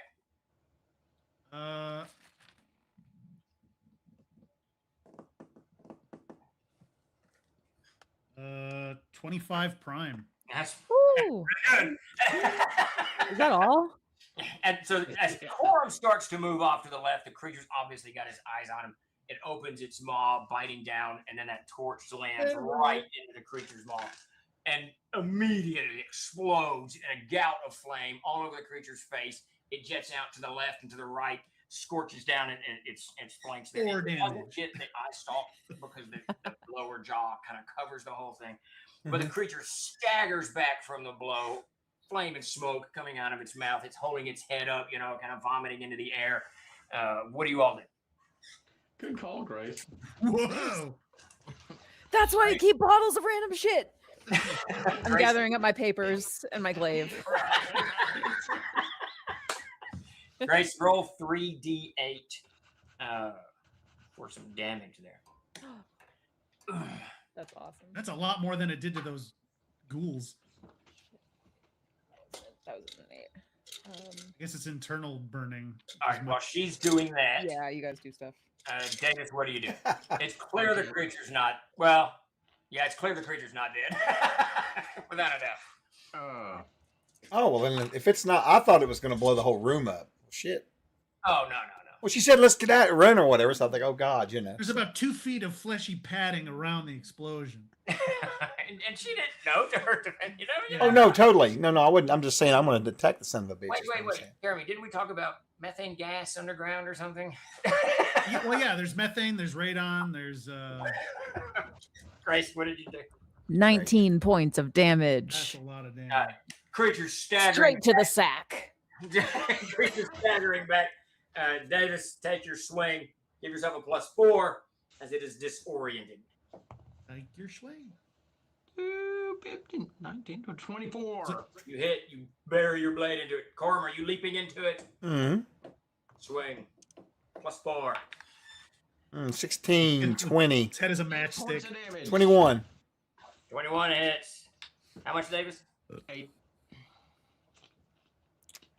These fights would go faster if I knew how to add. I'm just kind of making up 6 stuff. points. Yeah, just add the damage total. Don't subtract from a hit point pool. Six points. Once your numbers reach their hit point total, you know he's dead. 8 + 19 is 14. Is that? Chuck, what did you get? I got an 8 total. No, 6 total. Sorry. 6 total. All right, creature's still up. You're just raining blows at this point. Ren, you haven't acted this round. Jonic, you haven't acted this round. What do you guys do? I threw a torch. Oh, I'm sorry. Yeah, you did. Yeah. I mean, I'll double dip. Hell, yeah. So, Grace, you hear this creature croak, I'm not dead yet. I'm not dead yet. I might go for a walk. Regeneration capabilities. Can I pick up my glaive? Yeah, absolutely. All right, you scoop your And- blade up. So you're standing next to Jonic, Corum, and Corum, you're kind of facing the creature, though it's still got its face still on fire. And Davis, you're kind of behind the creature. Next round, give me an initiative. I'm going to try to choke it out. Yeah. It doesn't have a neck. So it is still alive, though clearly somewhat wounded, and its head is on fire. Chuck, would you get initiative? I got a nat 10. You got it. Swing. Take your swing. Come on, baby. Jerry, are you shooting again? 17. I spare a glance at the other one. Is it dead, or is it It's dead. reforming Yeah. itself? It's, Okay. it's laying there dead. Sure, I'll shoot at it. All right. Davis. 6. 5. Oh, my swing. 7. Yeah. 7 points of damage, Steve. Natural 20. Ooh, Oh, there you go. Nice. ooh. This thing just gained 10 more hit points. Chuck knocked it down to 1 hit point. So, it's Really? Great. Yeah. Davis, you lop it. Chuck, you bury your axe into it. Davis, you lop one of its legs off, and it topples to the ground. This flaming heap of bone and tissue. Dying. All right, I stumble back and lean up against the wall, shaking my left arm to see if it even works. It you can get a little bit of movement out of it, but it's shredded. The muscle's shredded. It's mangled quite a bit. I got to go to a cleric's office. Yeah, me too. Taxes are almost due. Oh, yeah, speaking of taxes. Okay. Nah, don't speak of taxes. Those are fighting words, boy. Anyway. I was at the accountant's again today. Let's not Oh talk my god, too real. taxes. Did you all see its eyes? Is there any fresh demons forming or no? You do not see anything else moving. Everything goes Fresh quiet all the way. demons. It's yeah, it was nasty. Are you guys? No, look, Wait, you its got eyes. a lot of blood on the ground.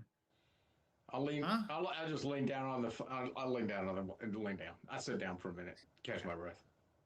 The eyes on these creatures, it's the same as in the portraits. Destroy all the portraits. No, no, no, no, no, no, no, no. I'm not touching shit. Where's that torch? You're Presumably injured. blown Sit to- down. Blown to splinters. That's a blood loss. That's a blood loss talking. I have no ability to help people that are in mortal peril.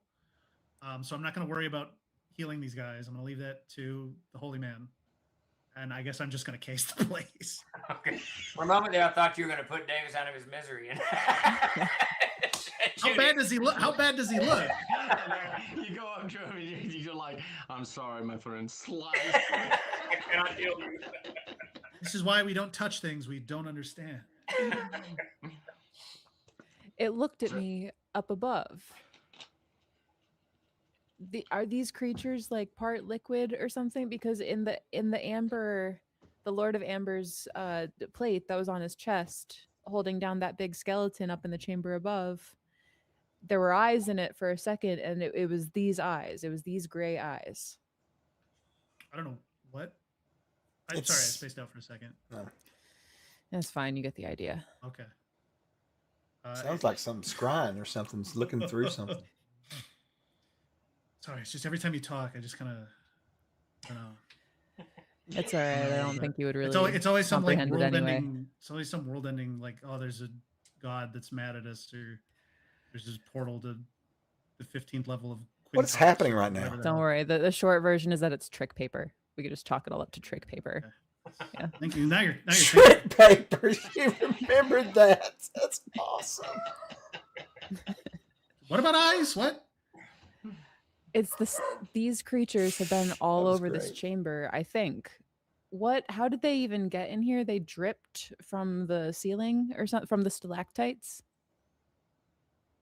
They're demons. I think they were within the stalactites. I think they were probably covered with years of sediment down here. Just been waiting for But we something to didn't awaken. think that this place isn't stalactite evil. was in- They were just They were just bent over or something. I think. Oh, Evil? They're dead. Corum had checked this place when we were above. There's nothing evil here. Well, they may not be evil themselves. They may just be some sort of guardians or servants. Is Corum talking out loud? No. I love it if he is. I go over. I go over to McGowan and I kind of like, you're gonna die. Here, strap my arm to my chest. Here.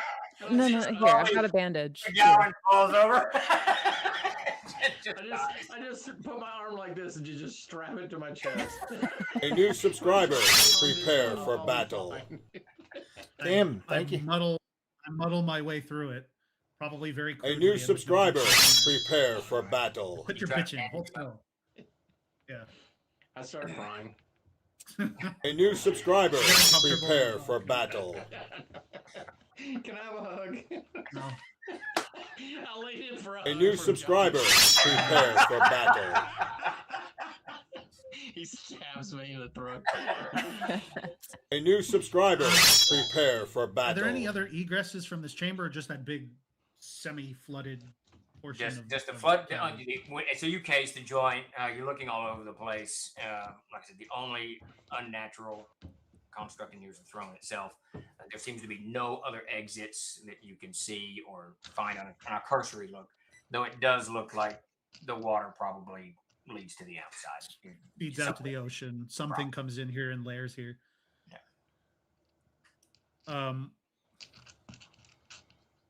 Is there anything about the shell throne? It's not. You said it was like kind of precariously assembled.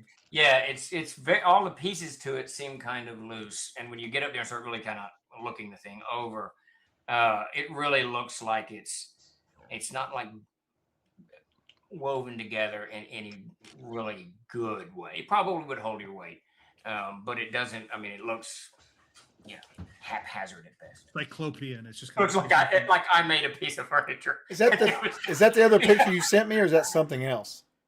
Do up. Is that the picture you sent me? That's the closest. That's the closest I could find. Yeah, you can put that picture up. Yeah, it's But not that's bad. Not bad. It's definitely cyclopean looking. So. I look for magic conch shells, and if I can't find any, I grow disinterested. Okay.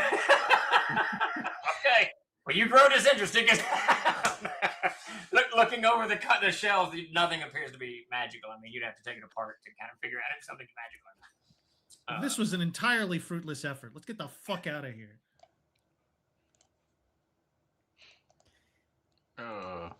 You climb ladders. I go over. I go while he's talking to me. Just make a loop in the like a foot loop in the bottom of the thing. Y'all can hold me up. I can't climb.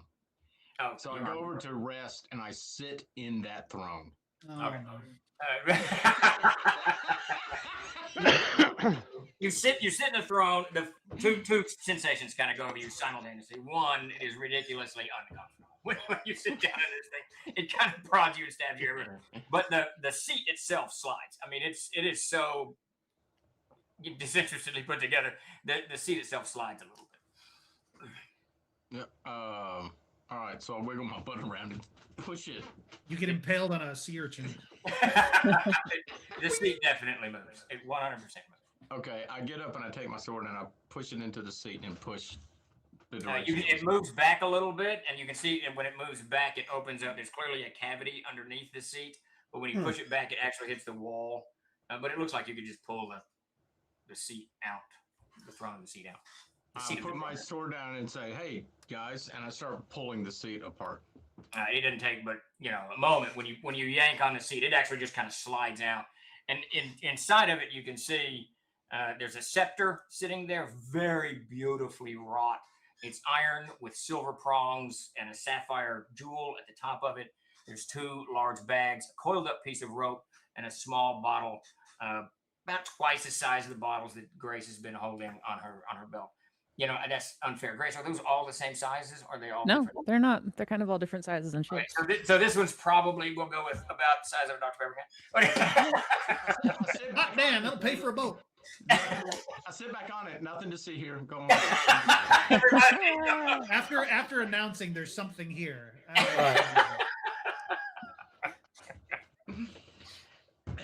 All right. So I just reached down in there. I grabbed the scepter first. Okay. Whoa. And I just Yeah, pull it out. Look, there's stuff in here. And I just I'm throw the scepter immediately behind there. You throw the scepter behind you. me. It rolls across the ground. Take that Clearly, fucking thing. like I said, a sapphire jewel. Two bags, two large leather bags in there, a rope, and a potion bottle. Rope potion. I'm looking for any sign of the artist. Uh, Ren still thinks there's an artist to be found. Oh. All right. So where you just looking along the wall or at the portraits or what? Yeah, I think maybe she's looking for like any like I know that there's a lot of water in here, but like any like tracks or like signs of anyone who might have been through here, smells that she might notice. Okay. There's no smells. It's very, very wet in here. It's damp, and as you move around the side of the wall, over to where you don't see anything abnormal, other than each of these portraits seem to be painted, drawn in just a different way. Clearly, they were done over a long period of time. You don't see in the room, however, any easels or anything like that. But when you get over to where the brazier is, which is kind of near where the water is, when you get over there, you can see in the water, underneath the water, on kind of a ledge, just this debris. Immediately, you notice the frame, a picture frame down in there. There's a little bit of other stuff in there, maybe a paintbrush, some other things that are just kind of clearly been thrown into the water or fell into the water, or the water surged in and pulled them in at some point. But it's very haphazard. It's not like it was stored there, like someone put it there. Right. Steve, I'm gonna while she's doing that, I'm gonna walk over to that scepter and kind of kneel down next to it. I've already Squat got down. that scepter, son. Are you gonna touch? Are you touching it? He picked it up and threw it without a problem. Yeah. Okay, so I'm gonna grin real big and just walk away. Chuck Corum knows something. I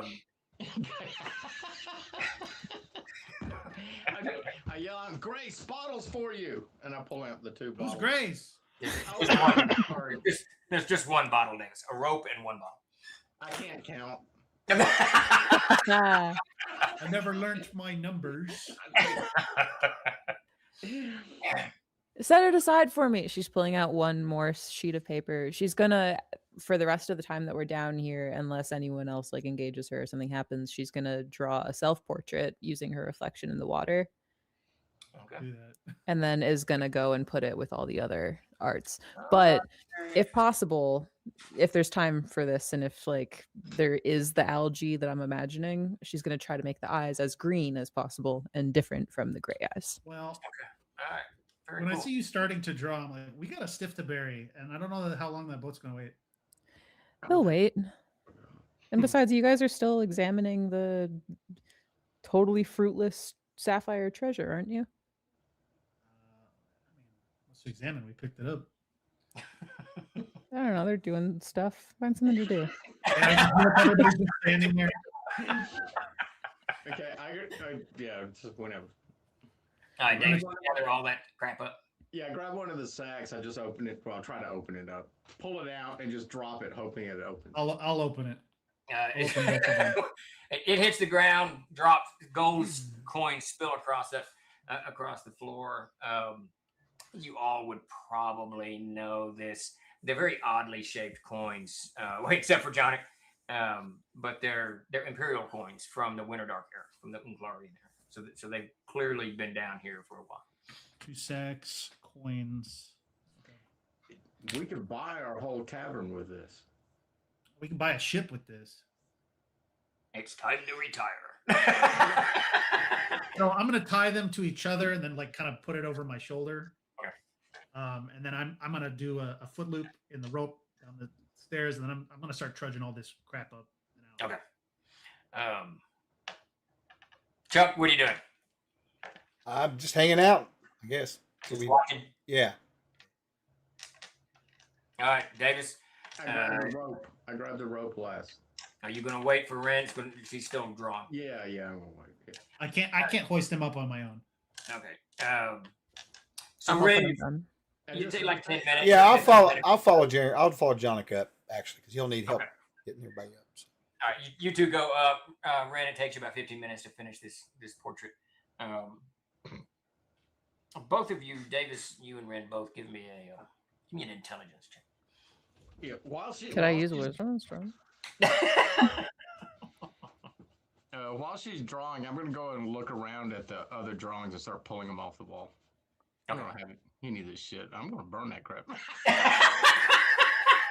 Grace, you get your picture up there. Davis burns the rest of it. I will caution you. We are in an enclosed space. Okay. Yeah, let And I am in a tunnel directly above this. 3. Grace, how'd you make it? That's only a 16 secondary. All right. So 15 minutes later, you've got your Davis. Are you pulling all these things off? Well, I'll look at them at first, then I'll pull one off. So like I said, they're all slightly different styles, and much as Grace pointed out, Ren pointed out earlier, you can tell the eyes in each of them. It's the same eyes in each and every one. Okay, so I take one of the pictures, I pull it off the wall, and I start doing like this. It does not follow you. I mean, well, as a picture normally would. With the ghosted Mr. Chicken doesn't happen here. It's a good What do you- reference. What do you think it means? Like something down here was possessing people? Maybe? I'm not really I think someone's been taking people. And these are portraits of the people they're taking. It doesn't feel like Insidious, I don't think. I know those guys sucked, but these are, I mean, the art's beautiful. It is, but whoever sat on that throne, I don't know. I have a feeling these are all killed. These all been dead. But maybe not. I'm concerned about who would sit on that throne, though. And who would have guardians like that. Well, And why else would anyone For have curing cancer, random right? pictures? Because like we're talking orcs and humans and elves and all kinds of stuff. Yeah. And look, he even got a gnome in here. What kind What kind of depraved maniac would produce an artistic rendering of a gnome? How embarrassing. I don't know. I've got a bad feeling about it. I'll tell you Maybe what. it's What? maybe it's not bad. Maybe it just lives here, you know? We don't know that they killed these people. Maybe it was like reincarnations of the same thing. I didn't there wasn't a moment to mention it, but I think I saw through something's eyes when we were fighting. Through the gray eyes, through these silver eyes in the paintings. Is what my gut says. I don't know if that's true. You saw through, so there's something else here. Yeah, of course. I think it's whatever was seeing through the eyes of those monsters and whatever eyes are depicted in these pictures. I wander over to the throne and look down at the empty pit beneath the throne. You think you'll want that back? Probably. I would. Put on there. Coming! I wanted to say sorry to it. Straightening it.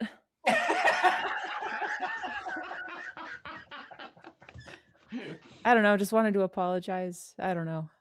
I wish it had gone differently. I would have loved to know who did this. Well, we can find out. Take them with us. It'll come. Things always seem to follow us if they want to, so might as well just leave it up to fate, I guess. I like fire. Well, then you can do that. I'm going to go up the ladder first and get out of the enclosed chamber because I heard everyone say that that's bad. Okay, I'll see you up there. Okay. I'll wait till Ren starts going up, and then I go over to the picture and I start flicking on the pictures. Okay, now hold on, just real quick. Grace, you hung your picture, right? Your self-portrait up. Yeah. Oh, what? Yeah, Davis, you start flicking one of the pictures, and one of them looks like Ren. It's very strange. I'm just like, okay. I just stare at it for a second, and all I'm thinking is, has Ren gone absolutely insane? Oh well. We All must right, I'll invite head up more the- extra planar shit into our sphere of problems. Sphere of problems. It's not like I'm possessed or anything. No, it's not like you're possessed or cursed or inviting the presence of some ancient sea king. Or, Yeah, those aren't real. no, Remember? not real. Okay. Only I a just- crazy person would buy that. What's that line from Ghostbusters? I think there's a couple of people in there right now. Never seen it. Is the torch still down here? Yeah. Yeah. Well, It's There's a- letting the creature's mouth smoldering. Yeah. I grab it. Okay. It's is there enough fire on it? Yeah, there's a little bit left. There's a lit brazier in here as well. So There it is. Oh, okay. I light it up and I go over to one of the portraits and light it on fire. When you run the flame along it, it just kind of lips around the frame and doesn't scorch the frame, doesn't hurt the painting at all. Ooh, fireproof. I could use this as a shield. Armor. Oh my god. A Comes new walking subscriber. around surrounded in Prepare paintings. for battle. He is the painted man. I Oh we can't got my about God. 3 run seconds before I down. leave this rope where it is. All right. I go over to the rope. I keep the torch. Okay. All All right, right. pull me up. Now I got the rope out of that little thing though too. Okay. You got the rope potion, and Jeremy got the scepter I got and the bags and the and set. the bags. Yeah. Okay. So I guess we'll, as a team, lift him up. out of the You pit. get him up to that chamber, and then what? Up to the tunnel. I'm gonna recollect my rope. We're gonna make our way back up the tunnel to the first ladder. Okay. And ascend that, and then I'm gonna try and fix that to probably the coffin or something, Yep. and then haul him up again. Okay. Yeah, you can do that. So it takes, maybe 10, 15 minutes to get all four of you up and in the crypt, the burial chamber. The sarcophagus is still kind of, off the slide, off the slab. Oh, that's right. I forgot about that guy. Yeah. With the crusted body laying there. Maybe this is the guy from the chair. Who would put him in? I don't care. Jonik has a thought, and then he runs the thought out. Way to the exit. This way to Not the on exit. my watch. One and all. Hey, you want to go put him back in the chair? No. The guy from the coffin. We gotta dig a really shallow grave and get the hell out of here. It's all rock. What are we gonna dig with? I didn't even bring a pick. Fucking no. The people in the boat brought a bunch of shovels and picks and all of that kind of stuff, guys. Yeah, I brought a shovel, but The crew on the boat has a whole bunch of that stuff. I'm gonna go surface. Make sure Okay. that boat is still there because there was It's just still like there. guys holding onto the sheer rock. It's tied off to some rock. You've probably been underground about an hour. It's a little bit afternoon. So and they're still. And when you poke your head over, one of the sailors shouts up, "How goes it? Have you buried him?" Nah, but What are you doing? what are you we were doing? accosted by demons, methinks. So Wait, we can go bury him down in the lowest chamber. no. Oh my god. We dealt with them. They're dead. If it, Hurry up! We want to get back before nightfall. We can bury him down in the lowest chamber where all the sand is. there's no sand down there. It's rock. Well, there was the one chamber that didn't have sand, but with the eye in it. Right. I guess we'll. Assuming everybody is following me, I don't know. I'm gonna I go I get- assume everybody is. Chuck, are you with Johnny? Yeah. go get picks and spades and things, and I'm not doing shit. I only got one arm. I'm helping. I'm watching. Did we bring any ale? No. So, so where are you gonna lay fallow? Where's the rum? is there any amount of topsoil at all, or is it just sheer Hey, rock? A little bit, but not really enough to bury him. I mean, you could probably rock bar up enough shell and rock to kind of put over him, lay him next to the cairn or something. And then, okay, I guess we do that and probably scrape up some turf and drape it over top so that it grows eventually into like Yeah. a little mound. Okay. Um, And you do this on the outside of the cairn, right? yeah, correct. Yeah. Correct. And if I can impress or convince any of these guys in the boat, come up and help so we can get out of here. Yeah, two of them will come up. All right. Would you like to say any words over the body of the fallen, the deceased? One of the men points to Coram. Yeah. Yeah, priest. And I'll go There's not over much and for I'll talking. No, but I can still pray. So I'll certainly pray for him. Sure. Okay. That's Can the you key. hallowed ground at your level? I don't think you can. No. That's I gotta go up one more level, I think. Couple more Here levels. lies Guy. He told a lie, so we swung him from the gallows high. All right, so you say some words, kind of bless the tomb, the mound rather. So somewhere around 2 in the afternoon, you guys have wrapped up. McGowan, your arm is in just extraordinary pain at this point. Just throbbing, angry pain. You guys lumber down the side of the cliff. You have to help McGowan get down and into the boat, and then start rowing back. Damn it, Grace. Did we forget to do the contest? No. Wait, what contest? Oh, yeah. Damn it. Sorry. What the hell are you talking about? No one remembered. Least of all me. Hey, Grace, Steve. I did talk about it last week. Yeah, we Steve? did. Can I do one thing before you get busy with everybody else? Well, we're fixing to go to you, so go. Okay.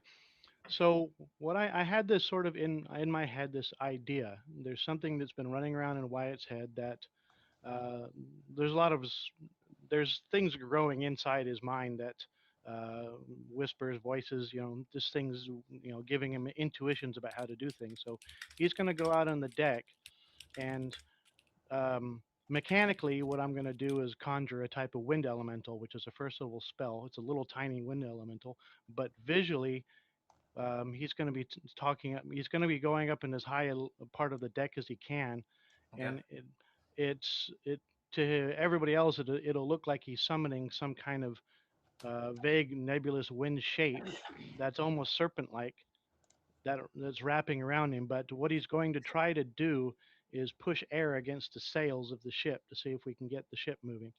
Okay. But Are the you wind gonna- the wind elemental does a whirlwind attack. It doesn't do it does a whirlwind thing. Right, So right. I'm gonna try. I'm trying to generate wind, but I know it's a spell that summons a wind elemental. But I'm trying to go with some poetry here. Yep. Where Are you he's gonna sitting do there this- trying to make the sail move. Are you going to do this before your comrades? Yes, before they return. He's bum. What? No, but I'm hoping there's some kind of literary coincidence or some sort of story coincidence here, because I assumed that the seas are becalmed because they had to remove this person from the boat. That's a fair assumption. So my idea is that I'm trying to delve into some kind of spiritual energy here to get the wind moving and hopefully talk to the wind spirits and nature spirits, whatever it is, to try to get the sea and get the wind moving again, just so Okay. everything's ready when they get back. Got it. If Now, there's a pure coincidence in this, that's fine. But is this a summoning spell? it's a summoning spell. It's a first level summoning spell. It's in the adventure spell book. Okay, excellent. But it's a tiny little air elemental. I'm just describing it differently. But Yeah, what that's it good. does, it'll push air against the sail, and you know, I don't know if Okay. it's going to move the boat. It probably won't. But Okay. I'm starting something here. Yep. So you spend the better part of the morning summoning these small wind elementals, and you know that about 4, maybe 5 of them kind of cross over from whatever plane they exist on. And as soon as they get to the material plane, you get this head rush almost as these creatures kind of feed into you, and they're so overwhelmingly filled with joy to be here. And you know almost instinctively the plane that they come from there's no solid anything on the elemental plane there, right? So this is all something new, something that they can engage with, and obviously they whirl around you for a while, picking up your robe or whatever. Do what? Yeah, it's a fluttery cape. Yeah. Yeah. So the idea is he's trying to intuit his way to trying to make. You talked about everything is becalmed before, but he's trying Yes. to intuit his way to make the wind work. Got it. So Yeah, well, so these these air elementals they kind of follow your direction and they begin pummeling the sails somewhat. But as you noted, they're small, so they can't really move the boat. But they start the sails start moving hither and wherever this the wind They elementals. belly the sails. They so what? the point being is when they get back, they're going to see Wyatt up on a deck, controlling the air wind. air Or flowing apartment. around him and cape fluttering dramatically and all of that kind of thing. Of course, dramatically. Well, He doesn't that go was up in your kind face or anything. That was kind of the point of the cape. Yeah, but- All right, for sure. So you guys hit the surf, start going back. It takes a few hours just before dark, and as was just described, you can see the sails have got a little bit of movement to them. The water's getting a little bit choppy, but you can see your friend Wyatt standing there on the aft deck, and he's waving his hands around, caping the air, and he's moving the sails somewhat. And the sailors, you can immediately go, see, we have buried him, and the curse is already lifted as you begin pulling up alongside the boat. All right, let's take a 3-minute break. Is that good? Hey, Woo! we're gonna Yeah, have sure. to kill all those guys in the boat. Because they know- What? Whoa, They what? know we have riches, yeah. yes. Jeremy and I are Or- the same wavelength. Or Oh, Lord. we hire them and stage a mutiny. We just murder. I like murdering everyone. No. Well, I mean, This we took a give dark them all- turn. I mean, Oh, there's enough shit. here. We give them all an equal share. There We you go. democratize this shit, and then they're like, "Yeah, let's go kill our boss." All right, everybody, we'll be back in like 3 minutes Yeah. as Jeremy and Davis lock the down. Rotting. They're gonna dare to live out the American dream. They're gonna kill their boss. Wait, what? Wait a minute.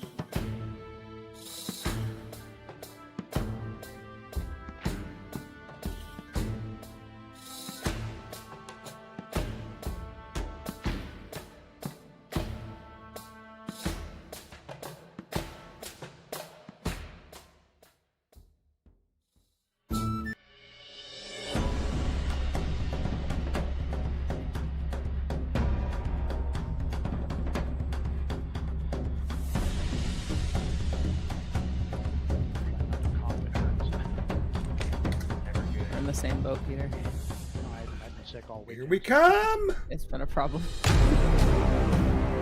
Troll Lord Games. Join the fray. Join the fray. Burn it down. Join the fray. Join the fray. All right, we're back. What up, folks? Woo! All right, we took kind of a late break late in the session, but that's all right.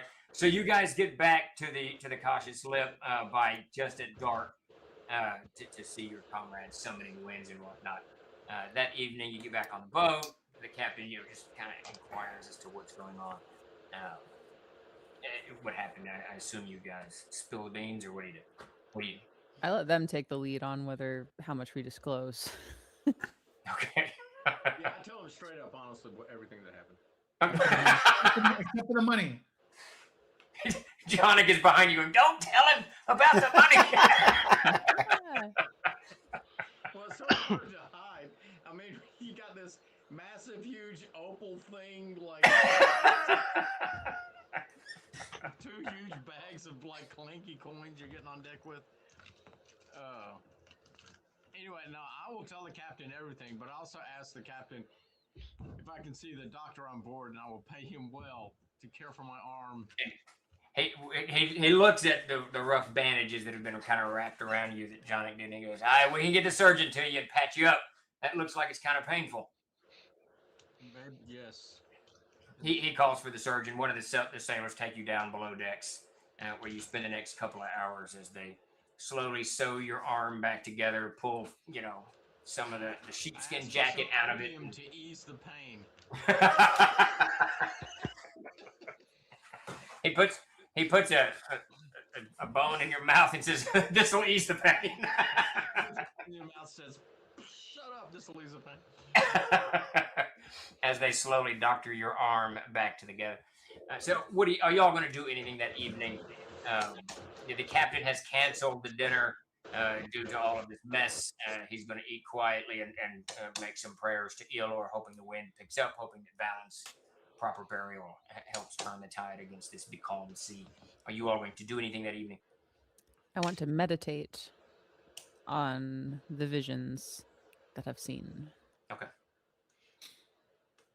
I'm gonna eat and go and just curl up in bed. Okay. Because of the arm. I mean, I can't really do that much.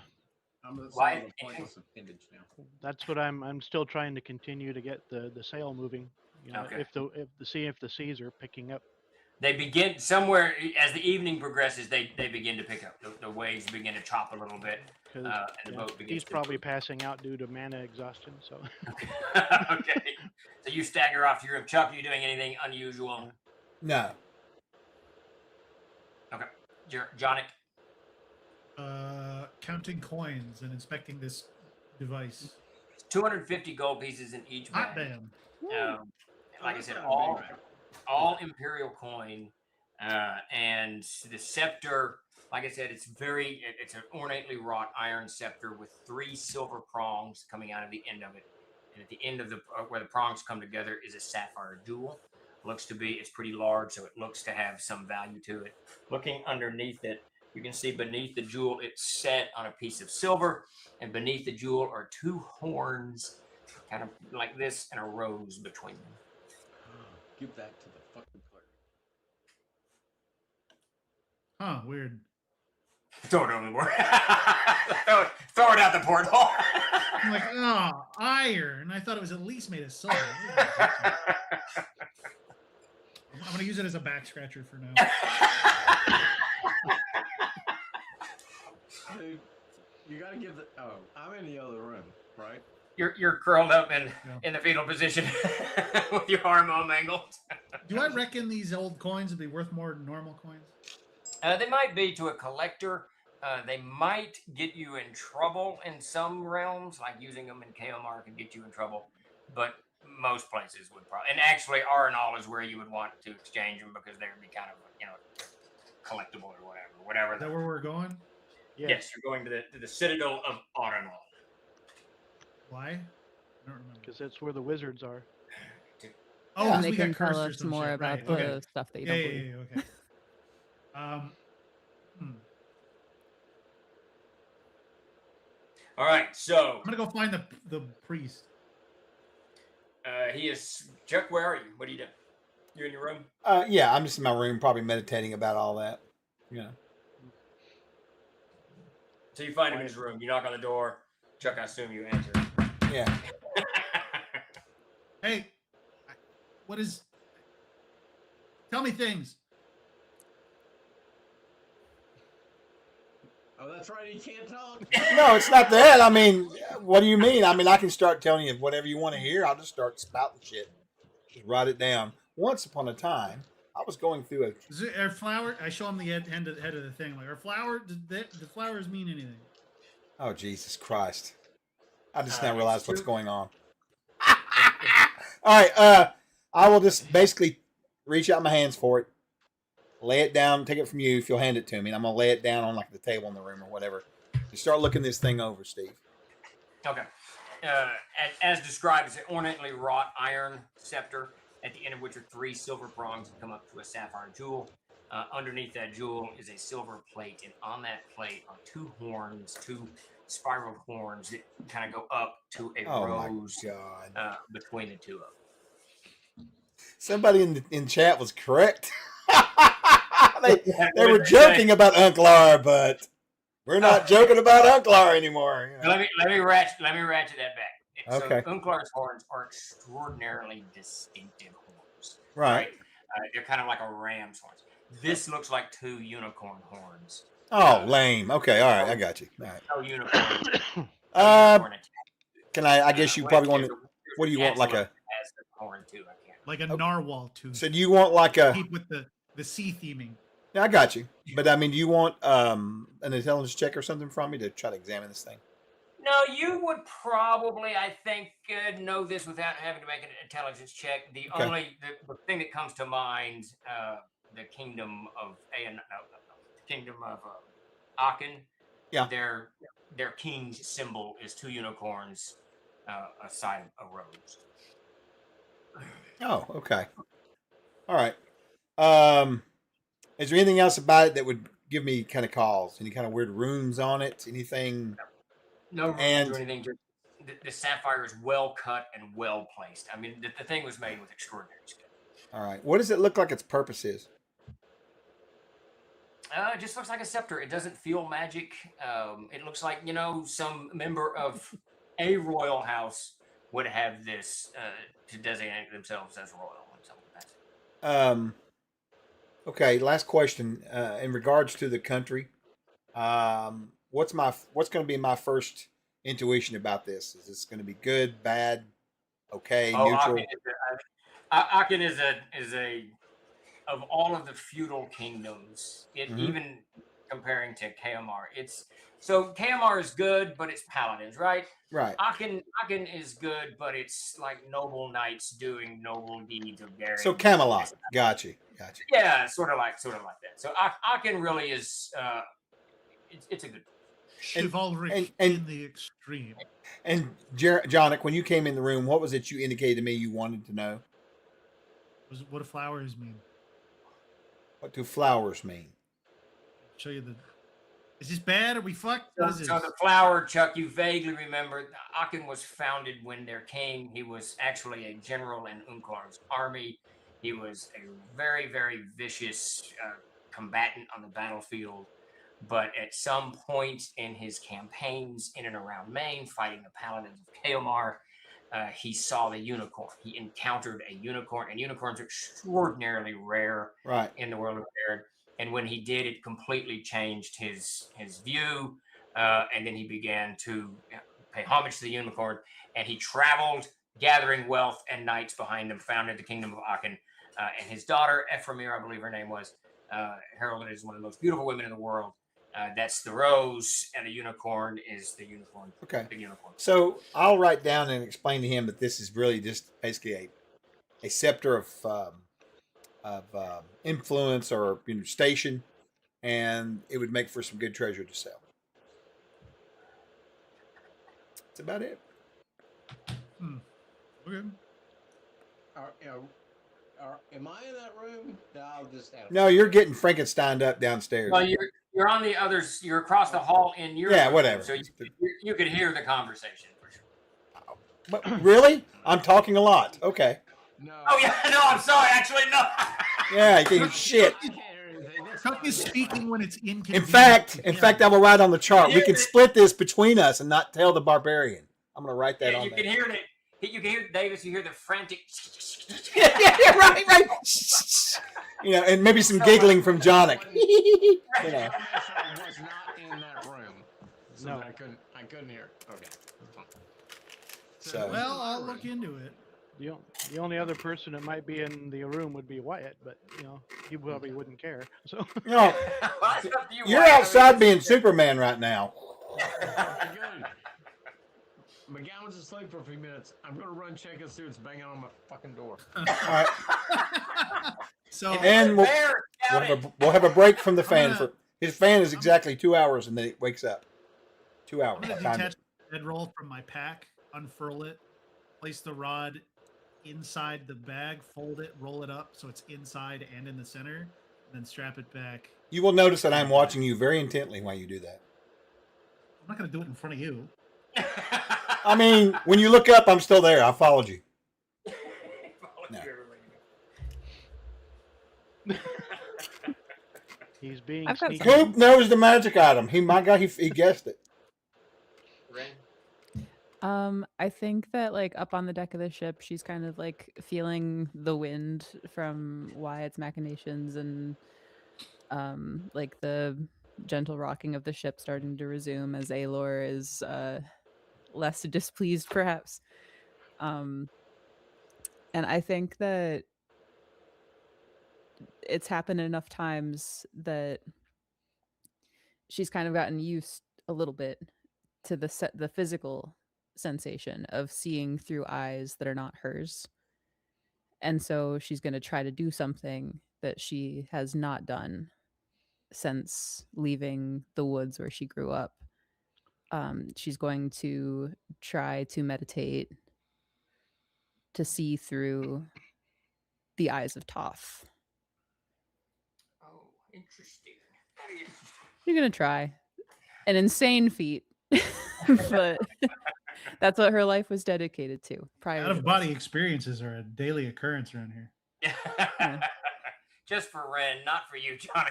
You're I haven't seen any evidence of any of this supernatural shit. you're just more abound in your stymied disbelief of all things. No, I'm more grounded to reality. Oh, is that what it is? Yeah, Okay. Now, You all gotta right. get to higher planes, man. no such thing. There's only lower planes. It only gets worse. This is as good as it gets here. Ren is going all 1968. She's exploring the wood stocks of the world. All right, so you cast out in your meditative state, and you said you go outside on the ship's deck to do this. I think so. Yeah. Like I said, it's already evening time. Stars are out. Ship's beginning to move just a little bit. Wyatt's just quit his afternoon's endeavors managing the air elementals. And you find a quiet place, which is easy to do. Some sailors are moving about. They are going to go under full sail. You can tell that as soon as the wind picks up. So they're just kind of waiting. Even though it's dark, they don't normally do that. So you find yourself a spot, kind of crouch down and kneel down or whatever it is you do. I guess sit down. Sits crisscross applesauce. That's how she was taught. Okay. And then again, begin to try to cast yourself out. The first thing that once you've kind of relaxed and stepped into yourself, you can't get the eyes from those portraits. That just kind of hangs over everything for the longest time. You just see these eyes over and over and over again. And there seems to be some truth to the eyes and the stalks and the eyes on the portraits that just you can't quite put your finger on. Like chainmail, like a wall of gray eyes. yeah, just kind of looking at you. And you can just see all of these personages that are just looking back at you from this wall. That suddenly cascades and into a gulf of nothingness, and you feel like you're falling very, very rapidly. It almost breaks your meditation until you find yourself on the top of this, whether you're physically there or just seeing it, you can't tell, but on the top of this gargantuan beast, this absolutely monstrous mountain of flesh moving across this field of glass as far as you can see. And as it walks, it's crushing the glass. And you can see these tiny little creatures. They've pinioned it with ropes and grappling hooks, and they're crawling up the thing, but constantly trying to get on top of it. And sometimes they do. You can see them scrabbling across the top of it. But as it moves, its flesh or its muscle kind of ambulating, knocking them and dislodging them back down. Some fall and often into this field of the glass as the creature is walking, and this just goes on for a little while, and you feel somewhere in your mind's eye that your comrade that you're searching for is somehow embroiled in this creature's ambulating walk across this field of glass. Though you can't. Last time you saw him, he was in that little crevice. I think was trying to crawl out of a crevice. And then suddenly that's gone, and everything is completely flat. It's completely flat in front of you, and you can see this horse, this beautiful, beautiful horse, just galloping across this flat plain. The rider was death. You get nothing of what Jonic says comes to you, because when you see the horse, it feels like just Hope. That's perfect. Yeah, perfect. But I'm not. I'm gazing upon the horse. Yeah, it's not paying many attention to you. Many attentions. It's not paying any attention to you as it continues to ride or gallop on across this flat plain of nothing. I think that at the risk of breaking her meditation and severing this connection, I think she's going to dare to perhaps ask too much. But she's going to, with all of her might, just pour all of like her spirit and the emotions that have been felt throughout this journey ever since Endwise was lost. And she's going to just try to, with her heart, beam the words towards this horse. Find Endwise. The horse stops. It stops and it looks at you, and then and suddenly the horse fades, and you see this image of this spoked wheel in front of you. I'm not sure if Ren would know what that means or not, but you see this Probably spoke not. in front of you. Spoked wheel. Yeah. How many spokes? It's 8, and it's not like, don't think Elric or any of that bullshit. Not a chaos wheel? That's what I was thinking. I'm thinking, great. I was like, finally. He's bringing in Elric. He's going to do it. Yeah. A spoked wheel could be a karmic or a circle of life kind of thing. So, reincarnation, all that kind of stuff. So. I mean, it could be a wheel of pain. I mean, we could keep going with this for hours. That's right. But then the vision breaks, and you're sitting on the deck of the ship. She touches her face. There are tears there randomly. Who put those there? She's gonna like wipe them away, and then I think probably at that point go to bed. Okay. And I write that down. All right. Do you impart any of that? And it's 6. I was wrong. It's not 8. It's 6. I think she is going to go and like bust down McGowan's door and word vomit all of it to him. Yeah. Okay. All right. McGowan is actually, you guys are I think the 3 of you in the same room. You, Johnny, and McGowan, right? I think that's Yeah. Corum and. Yes, the plebs are in their own Davis, room. you're in your opium. Not you. Davis has an opium high going on. I was like, what? What's happening? I'm stacking coins on the floor. What does an 8-spoked wheel mean? 6 spoke. Sorry. 6. Yeah. Sorry. I missed. A 6-spoked wheel. Yeah. Means the Wainwright was paid today. Davis, set up a little bit, please, so we can hear you. Thank you. A 6-spoked wheel? A poorly built wagon. I don't know. On what? Chuck messages. Where did you see a 6-spoked wheel? In my mind. That again? Chuck. Make sure you read the second one. Now you can hear this, Chuck. Because they aren't writing it on a slate. Right. She knocked the door open. Announcing Right. it to the room. Yeah. So you've had more visions. Yeah, but this was on purpose. Was You're there a gonna- body attached to it?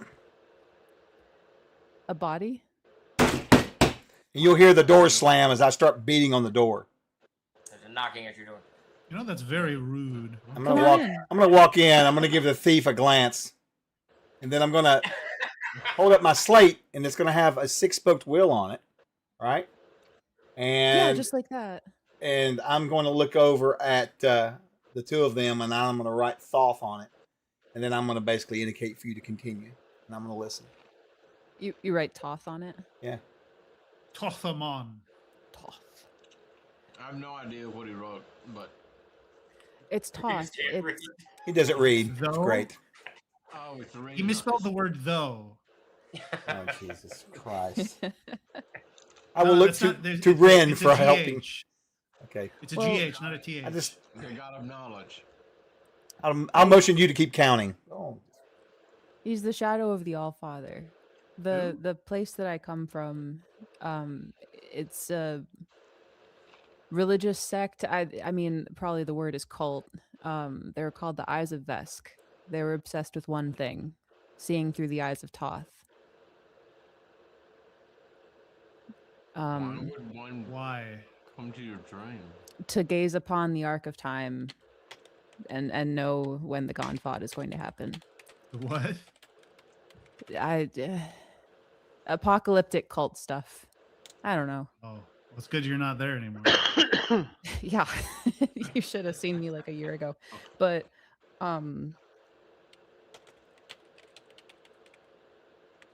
But why would one come to your dream? what was that? Why would one come to your dream? I was meditating. I was foolishly a little bit trying to do that, trying to do what the cult does, because I thought maybe with all of this, all the visions we've all been having, or maybe just me and McGowan, I thought maybe I saw a horse. I saw a horse. It was spoken of by the High Shade of the Eyes of Vesk. It's called Oritzar. I'll nod. In English. It's the personification of hope. It's the only thing Toth ever made. Not the personification, the horsification of hope. It's a horse. It's a horse made of Embodiment? hope. The embodiment, yeah. It's hope with a body. What? So He made it during the Winter Dark. That's what we were taught. The what? You know what the Winter Dark is. I'll motion it Ren to remind her. He can't remember anything. Jeremy, The I Winter said- Dark, Unclar. In ages past, a bestial lord ruled over this world. Murder, slavery, and we humans killed him. Yeah. Not the dwarves, not the elves. Well, especially not the What was gnomes. it? Wait. I'm going to write the word Spanish on there. They can't read it. It doesn't matter. They can't read it anyway. Shit, never mind. What? What was the word again? What word? You've said like 15 of them. The one, the gong farmer or whatever. The Gonfod. Yeah, that's it. The Godfather. Gone According to the farmer. cult, Jesus. according to the cult, that's the end of the world, the apocalypse. Yeah. I think I do know that. Rings a bell?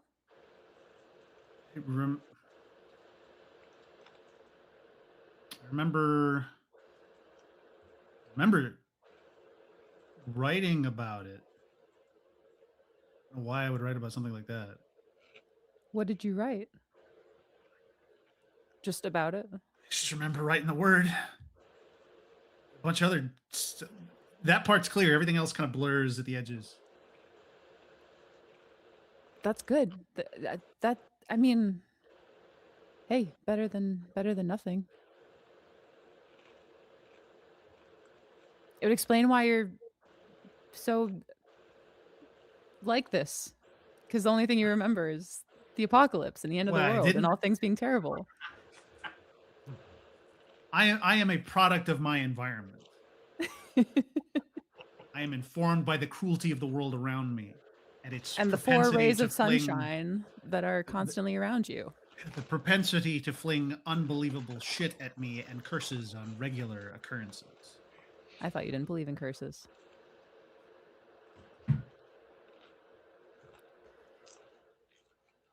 Anyway, I saw a six-spoked wheel. It was the only thing I didn't not the only thing I didn't understand. I don't think that I achieved what the cult is trying to do. I don't think I saw through the eyes of Toth, but I saw saw his mule. something. I'll shake my head when you say that, and then I'm was- gonna write down Oratar again on the slate just to I guess to enforce what you first said. Yes, that's who you were looking.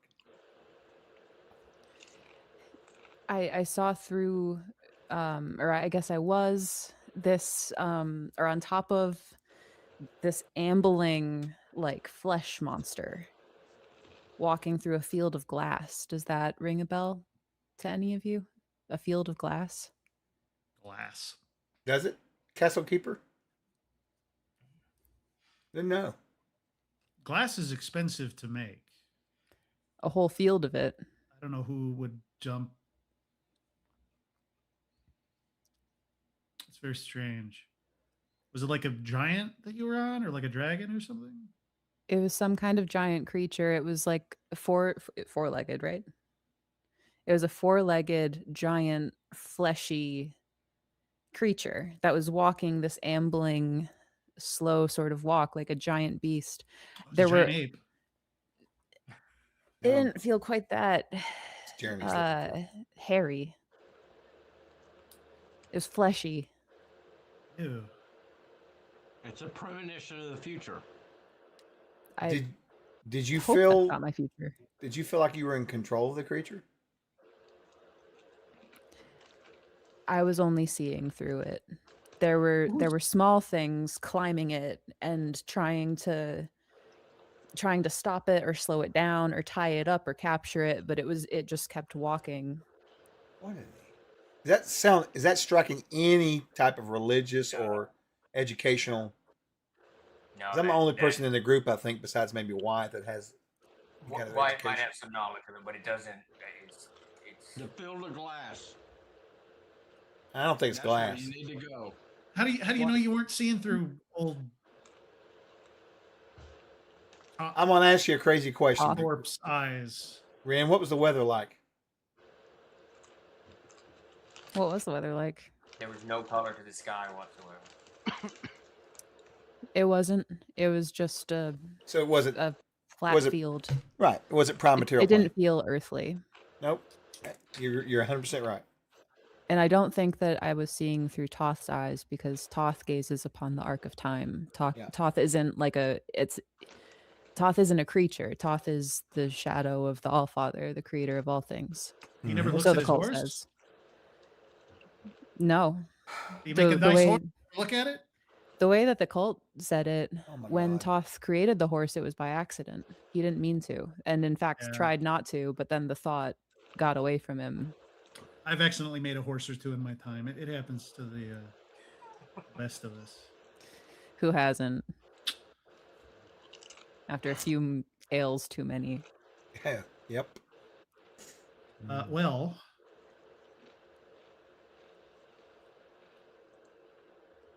okay, so you saw a wheel. You saw like a flesh mountain. You saw little men. You saw a horse. What's the deal with the six-spoked wheel? Do any of you know what that is? Yeah, I mean, I'll explain that it's represents Oratar, who's basically the manifestation of Toth on outside of the Arc of Time. Basically, when Toth wants to be not Toth, that's kind of what he does. That's his avatar, basically. You know. What's the why? Wait. So now, Please. when he's just to be clear, because I got to make this point. I don't want to interject too much, but Mhm. Ortsar is a god that you all. Now, Jonik is special because he's got amnesia, but the other four of you have heard of Yeah. countless times. because you whether you know anything about him or not, that's up to you guys, or what confabulated mythologies, that's up to you guys. But you do know that many of the northern kingdoms have temples to Oritsar. It's fairly common. Yep. We never learned a lot of the symbology. We just heard it from our high shade. All right. He fed us all of our information. I wonder why he wouldn't have told us about the symbol, the six-spoked wheel. Because he's evil. Probably.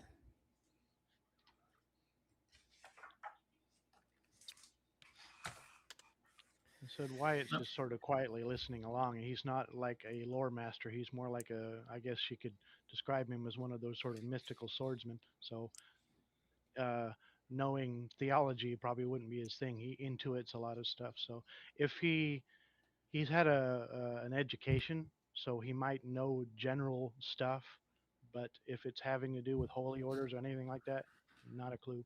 Yeah, and that's how many people in here. If you're not part of it, you're not part of it, right? And there's so many heraldic symbols, and they come and go and whatever. So yeah, Wyatt would be right up there with that.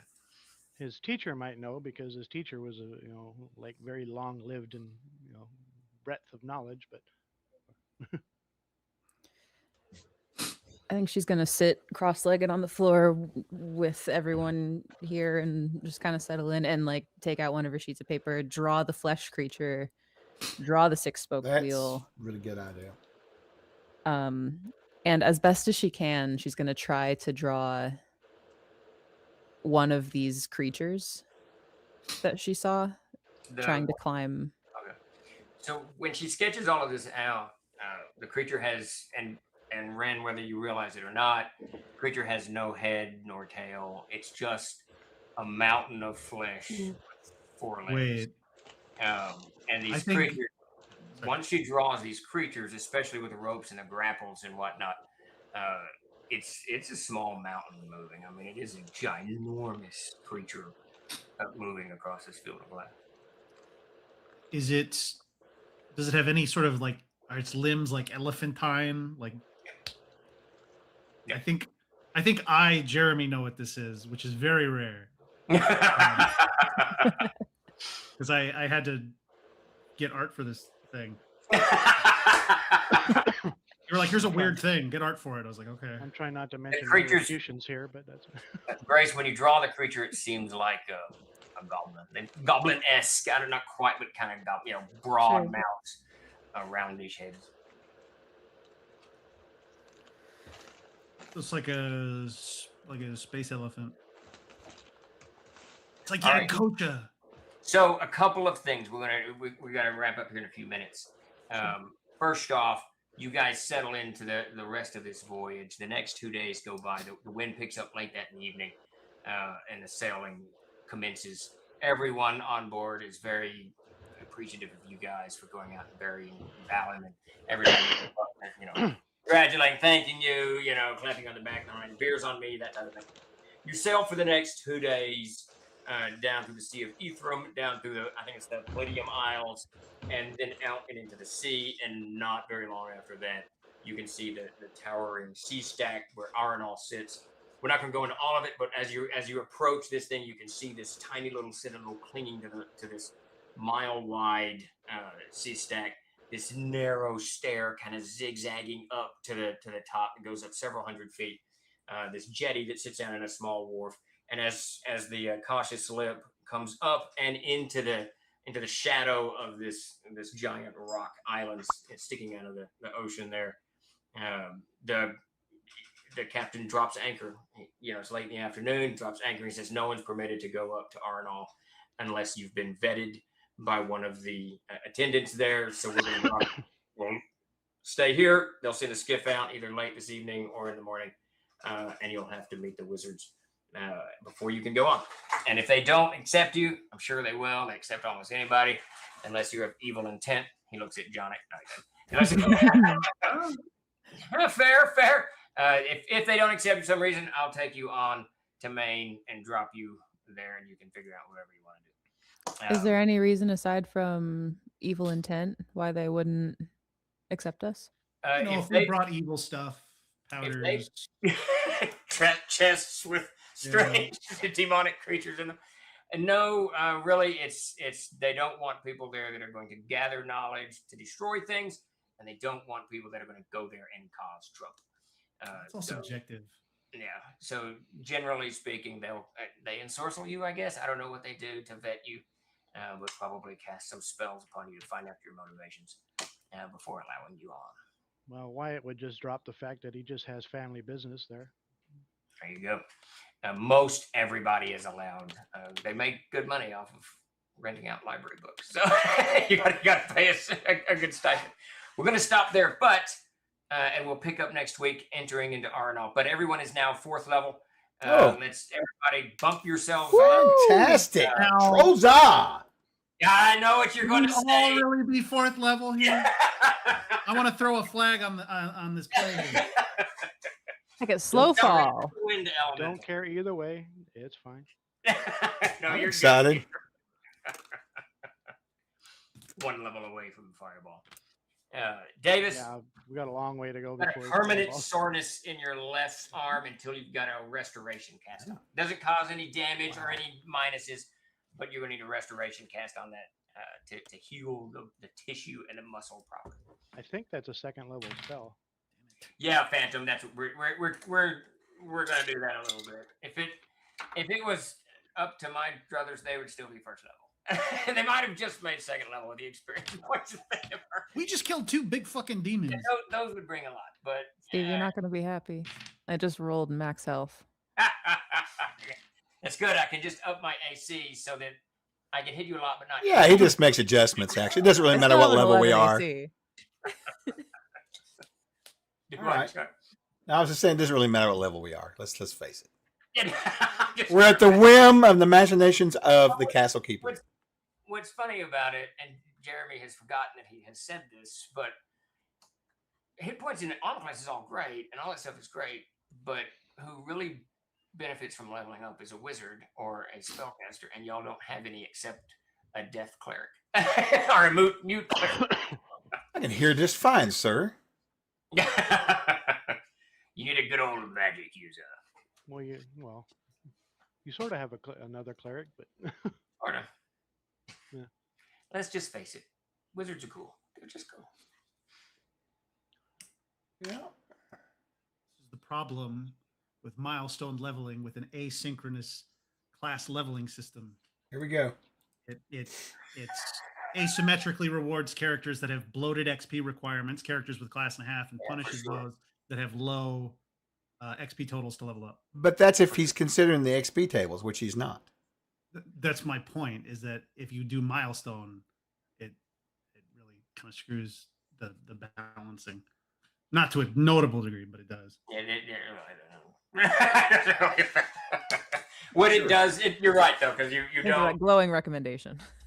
Right? The Right? paladin, the paladin and the wizard are going to level up faster than they should, Yeah. and they're going to get powers that they shouldn't have, while the other characters are. But CNC, for those of you out there, Castle of Crusades was never built. Davis I don't and use Matt XP know tables.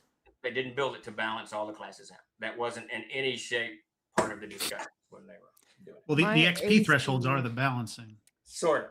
Yeah. But My AC and the damage I deal with my primary attack should have been increasing this whole time. I didn't look at the sheet of monk special Grace. abilities. Grace, My AC should have been 13. that's fantastic. I have a suggestion for you, Grace. There's Yeah. something in the CKG called Armored Hero. Now, this is where you can learn how to specialize in armor and give yourself a +1 as an advantage. Now, it doesn't. Ooh. It says you can. It also includes unarmored. So, just a thought. Learn how to. I do like adroitly an move occasional into- +1. You know, Grace, that reminds me when I first started running games with my sons, Pete and Dakota, and mother and nephew Aiden. Pete was playing a Ranger, and he'd played him forever and a day. And I kept just making comments about his abilities. And he playing like game 10 or so, he said, I guess I got to read this Ranger. Ranger's going, oh, shit, I can do all kinds of stuff. It was so I didn't see that the monk had a special abilities section. I I didn't read that far. I was just reading the regular abilities. That's funny. Damn it. So yeah, I you've can got do a some pretty- D8 with my fist That's good damage. plus strength.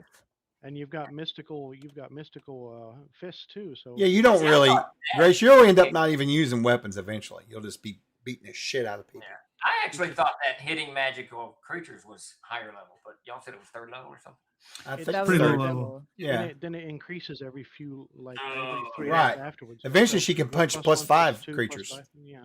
Yeah. People don't normally play monks in my game At because 15th level, I think. Can I pose a question and you can let me know if this would be better to be answered off stream or right now? Sure. So the Iron Fist. Stream. No, I'm kidding. You're done. You're cut off. So at 3rd level, the monk's unarmed attack is equal to a +1 magic weapon. Yes. Right? This ability does not confer any actual bonus to hit and damage. Right. Correct. So what does that mean? So that means you can, like, ghosts are immune to +1 weapons. Demons are immune to +2. There's like Yeah, so hierarchy. It of- varies. Some creatures require magic weapons to hit them, right? So you Mhm. have to have a +1 or a +2 or a +3. Well, your hands at this point act as a +1 weapon. So if the creature requires, if David swings at it with his regular sword, he can't hit it. But Okay. you can hit it because it needs a +1 or better to hit. But you don't count Okay. the plus And 1 in then- your math. Okay. It just Yeah, gives you the it's not an advantage actual- of actually hitting it. Right. circumvents Makes magical. Though getting some +1 greaves later on or some sort of cool gloves or something Yeah. would be nice. CK. But We I'm are just in saying. Magic City. We are. Yeah. We're in Magic City. Brass knuckles. There you go. Get Or some- cestus. get a- Monks can, Yeah, monks Well, can Cestus inflict- would be perfect. monks can inflict some major damage when they get up to that. You're like the Okay. show enough of Harlem right now because you got the glowing hands and Did you read what Diablo said, Steve? Yeah, I did. Most people don't understand. Just make it. Yeah, just make shit up. Yeah. That's what I did when I was CKing for the We reason. want Ren to fight a ghost. That's what we want now. Everybody ages. Didn't a ghost age 10 to 40 years or some crazy? It's insane. I don't know if it's still does. I don't remember if this It was 100, I thought. But maybe. I don't know. That was a shit 1 to 4 ton. times Yeah, 10 less, for yeah. humans. Is that what it is? Oh. Yeah. Yeah, with elves, it wouldn't really work as well. And dwarves, I guess, not as No, much. they're- They would laugh. All right. So next week we will begin entering the city of Arenal to unravel how to go to the Wretched Plains and find this soul and fetch I'm it. not doing that. I'm not Huh. doing that. What are you talking about? That's some crazy talk. We say goodbye to Jonic. We part ways. No. Here, if my options are go to hell or retire. But you don't believe that we're going to hell. So what does it matter? Maybe Well, Jonic will the meet. world opens, and they're like, "We're Listen, going in." I'm like, no. See, maybe you'll meet an Arcane Thieves Guild up in here. You know, you never know. You can switch it up a little bit, learn some spells. Yeah. The only motivation you can give Johnny is Can we? make him Barrel realize be gold. that if he doesn't go rescue this soul, these demons are going to hound him for all time. Did you see KevCon's comment? Can we go back to the Darkenfold? You're going to be drinking your beer, and the demons are going to spill it. They're going to knock it out of your hand. You'll never Oh, get God. to drink a beer in your life. Yeah, just be a nightmare in front of you. That would be horrible. All the coins would just fall over constantly. I choose to believe that this is Notice a that- better shit to do. This would than be the best torment one. You you continually. the best one would be is all those coins you just got. They have this little thing you can peel, and inside they're chocolate. You get no gold for you. Chocolate. More valuable to Ren and me than all of the world platinum. Chocolate is delicious. Oh, we should probably do some giveaways, actually. All right. I'm going to close out the giveaways. If you're not in there and you're on Twitch watching, give us an exclamation, give us a follow, exclamation point raffle.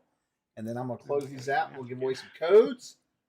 Let's just steal the ship and become pirates. I thought about suggesting it, actually. I think it would be fun as shit, but that's just me. Then Steve would have 2 games with pirates. Well, basically 2 ships. Because aren't the young guys on the ship or something, right? If I'm right? They did for the longest time until I destroyed their boat with a bunch of rocks. You what? Damn. He got tired. Hey, I'm not going to do this no more. They're going to wreck. He wakes up. You know. Anyway. Decided to give up pirating and form a country and Yeah. have 13 colonies in it. There you All right, I'm Actually, gonna close these entries out real quick. I want to thank everybody for watching tonight. It's been fun. I've enjoyed this on Mondays. It's a good way to kick the week off, really, honestly. And Has All right. Vegas been muted the whole right, time? they seized the Oh, island. and he they might did be now. this- I muted him earlier because it was getting loud just a second ago. They seized an island, built a fortress on it, called it Dirathil, and they're hounding other kingdoms around. Yeah. Let's see. All right, let me find my way to. There we go. No, that's not the right We could one. name Wrong the browser. we could name an island "Only Losers Invade Us." It's like a Uh, powerful aberration What? What kind of a name would that be? All right. because only losers would invade us. No one. Everyone's Well, like, that's a "Oh, good no, point. I'm It could not might gonna-" work. Yeah. I think we just call it McGowan Rocks. That would bring all kinds of people in. All right. revert I'm gonna pick our winners. The first couple winners are gonna get $15 codes for the store. A link will pop up in the chat. Just click on that. That'll take you to our Discord, and Obsidian Risk or one of us will get you the code. Just look for Obsidian Risk, and he'll get you. Most of you guys know that. They hang out with us, but in case we've got someone new, you know. So Unclar would invade every session. Yes, Manfred, absolutely. All right, first He's a winner. loser. First winner is going to be Mech Boy 21. Congrats! There's your $15 code, Mech. Just join our Discord if not, and you will. have officially upgraded to Mech Man 21. That's right, and you will tag Obsidian Risk for that. Congrats on that. Congrats. All right, next up is going to be Manfred. Look at that for all your shit talk. Classic. There you go, buddy. Classic goal. There you go. There you go. I am checking. Yep, and Mech Boy is in the chat. So well, we know Manfred's here. All right, and for our last giveaway, it'll be $25. Now, next week, guys, we're going to have a really special giveaway. I'm not going to break the news right now, but I'm going to remind some people during the week, and we will have an awesome. And Nice. Grace's hair looks purple right now. It's kind of cool. I like it. Thanks. All right, here we go. We're going to pick a winner for the $25. 25. Looks like it's going to be the Lord Dark. Congrats, Lord Dark.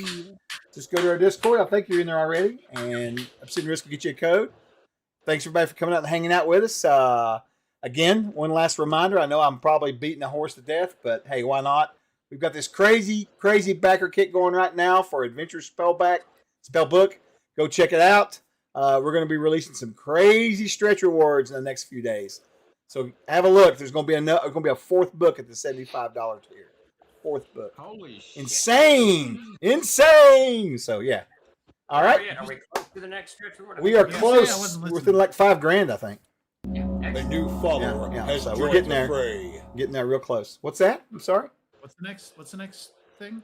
It's price charts for selling and buying it's- casting spells. Yeah, it's for basically spells in industry. Like if you want to run some sort of like gambit where you're either selling stuff for services, or what if Here's you an want to official purchase rule. services? Here's an Yeah. official rule. I don't care what it says in the Adventure Spellbook when it prints. Players All right. get no money for casting spells. There you go. Look at that, Jeremy. What's If you rent your caster out to the local, right? You whore your 'cause cat. I then- mean, you 'cause then- rent. Sorry, no, not 'cause then- wrong word. Because then he's going to sit on a mountain of cash. He's never going to want to go anywhere. that's up to the CK man. Yeah, that's up to the castle keeper, Jeremy. It ain't his The job. book says I can bring some guy back from the dead for 10,000 Yeah, gold. and what happened? What happened to the Templars? Right? The Right, King of France was like, "I need some money," and they took it all. That's exactly right. What happens when your robes start burning randomly? You got to find out what's going on, right? You've been cursed. Some customers upset with your service, so they have cursed you. I mean, we can go on and on with this. Next thing you know, you're on a That's boat right. with a bunch of It's an weirdos. official rule. Even if it's not in the book, players get no gold. Official casting rule. spells. Put us out of our Official rule. misery, please. Hey, America, you send us one, homie, for sure, definitely. All right, we've got the giveaways done. We're gonna get out of here. Steve will be back tomorrow evening. We'll be doing his AMA. If you want to come by and learn a bit about Aired, find out about updates for the company, and just talk shit with him about all manner of movies and books and whatnot, please come by. Or kill off the piss gods as well, as Crane has pointed out there. I have no idea what that's about. Who's the piss god? I don't know. Don't worry I'm about gonna it. move on. nothing to see here. All right, All that's right, caught my eye. everybody. Take Someone it easy. said Thanks pissed for off the coming death gods. All right, everybody, have a good night. Thank you so much. Troll's Eye. We'll see you guys tomorrow. All right. Thanks, You got it, guys. Kev. Seriously. Appreciate you. All right.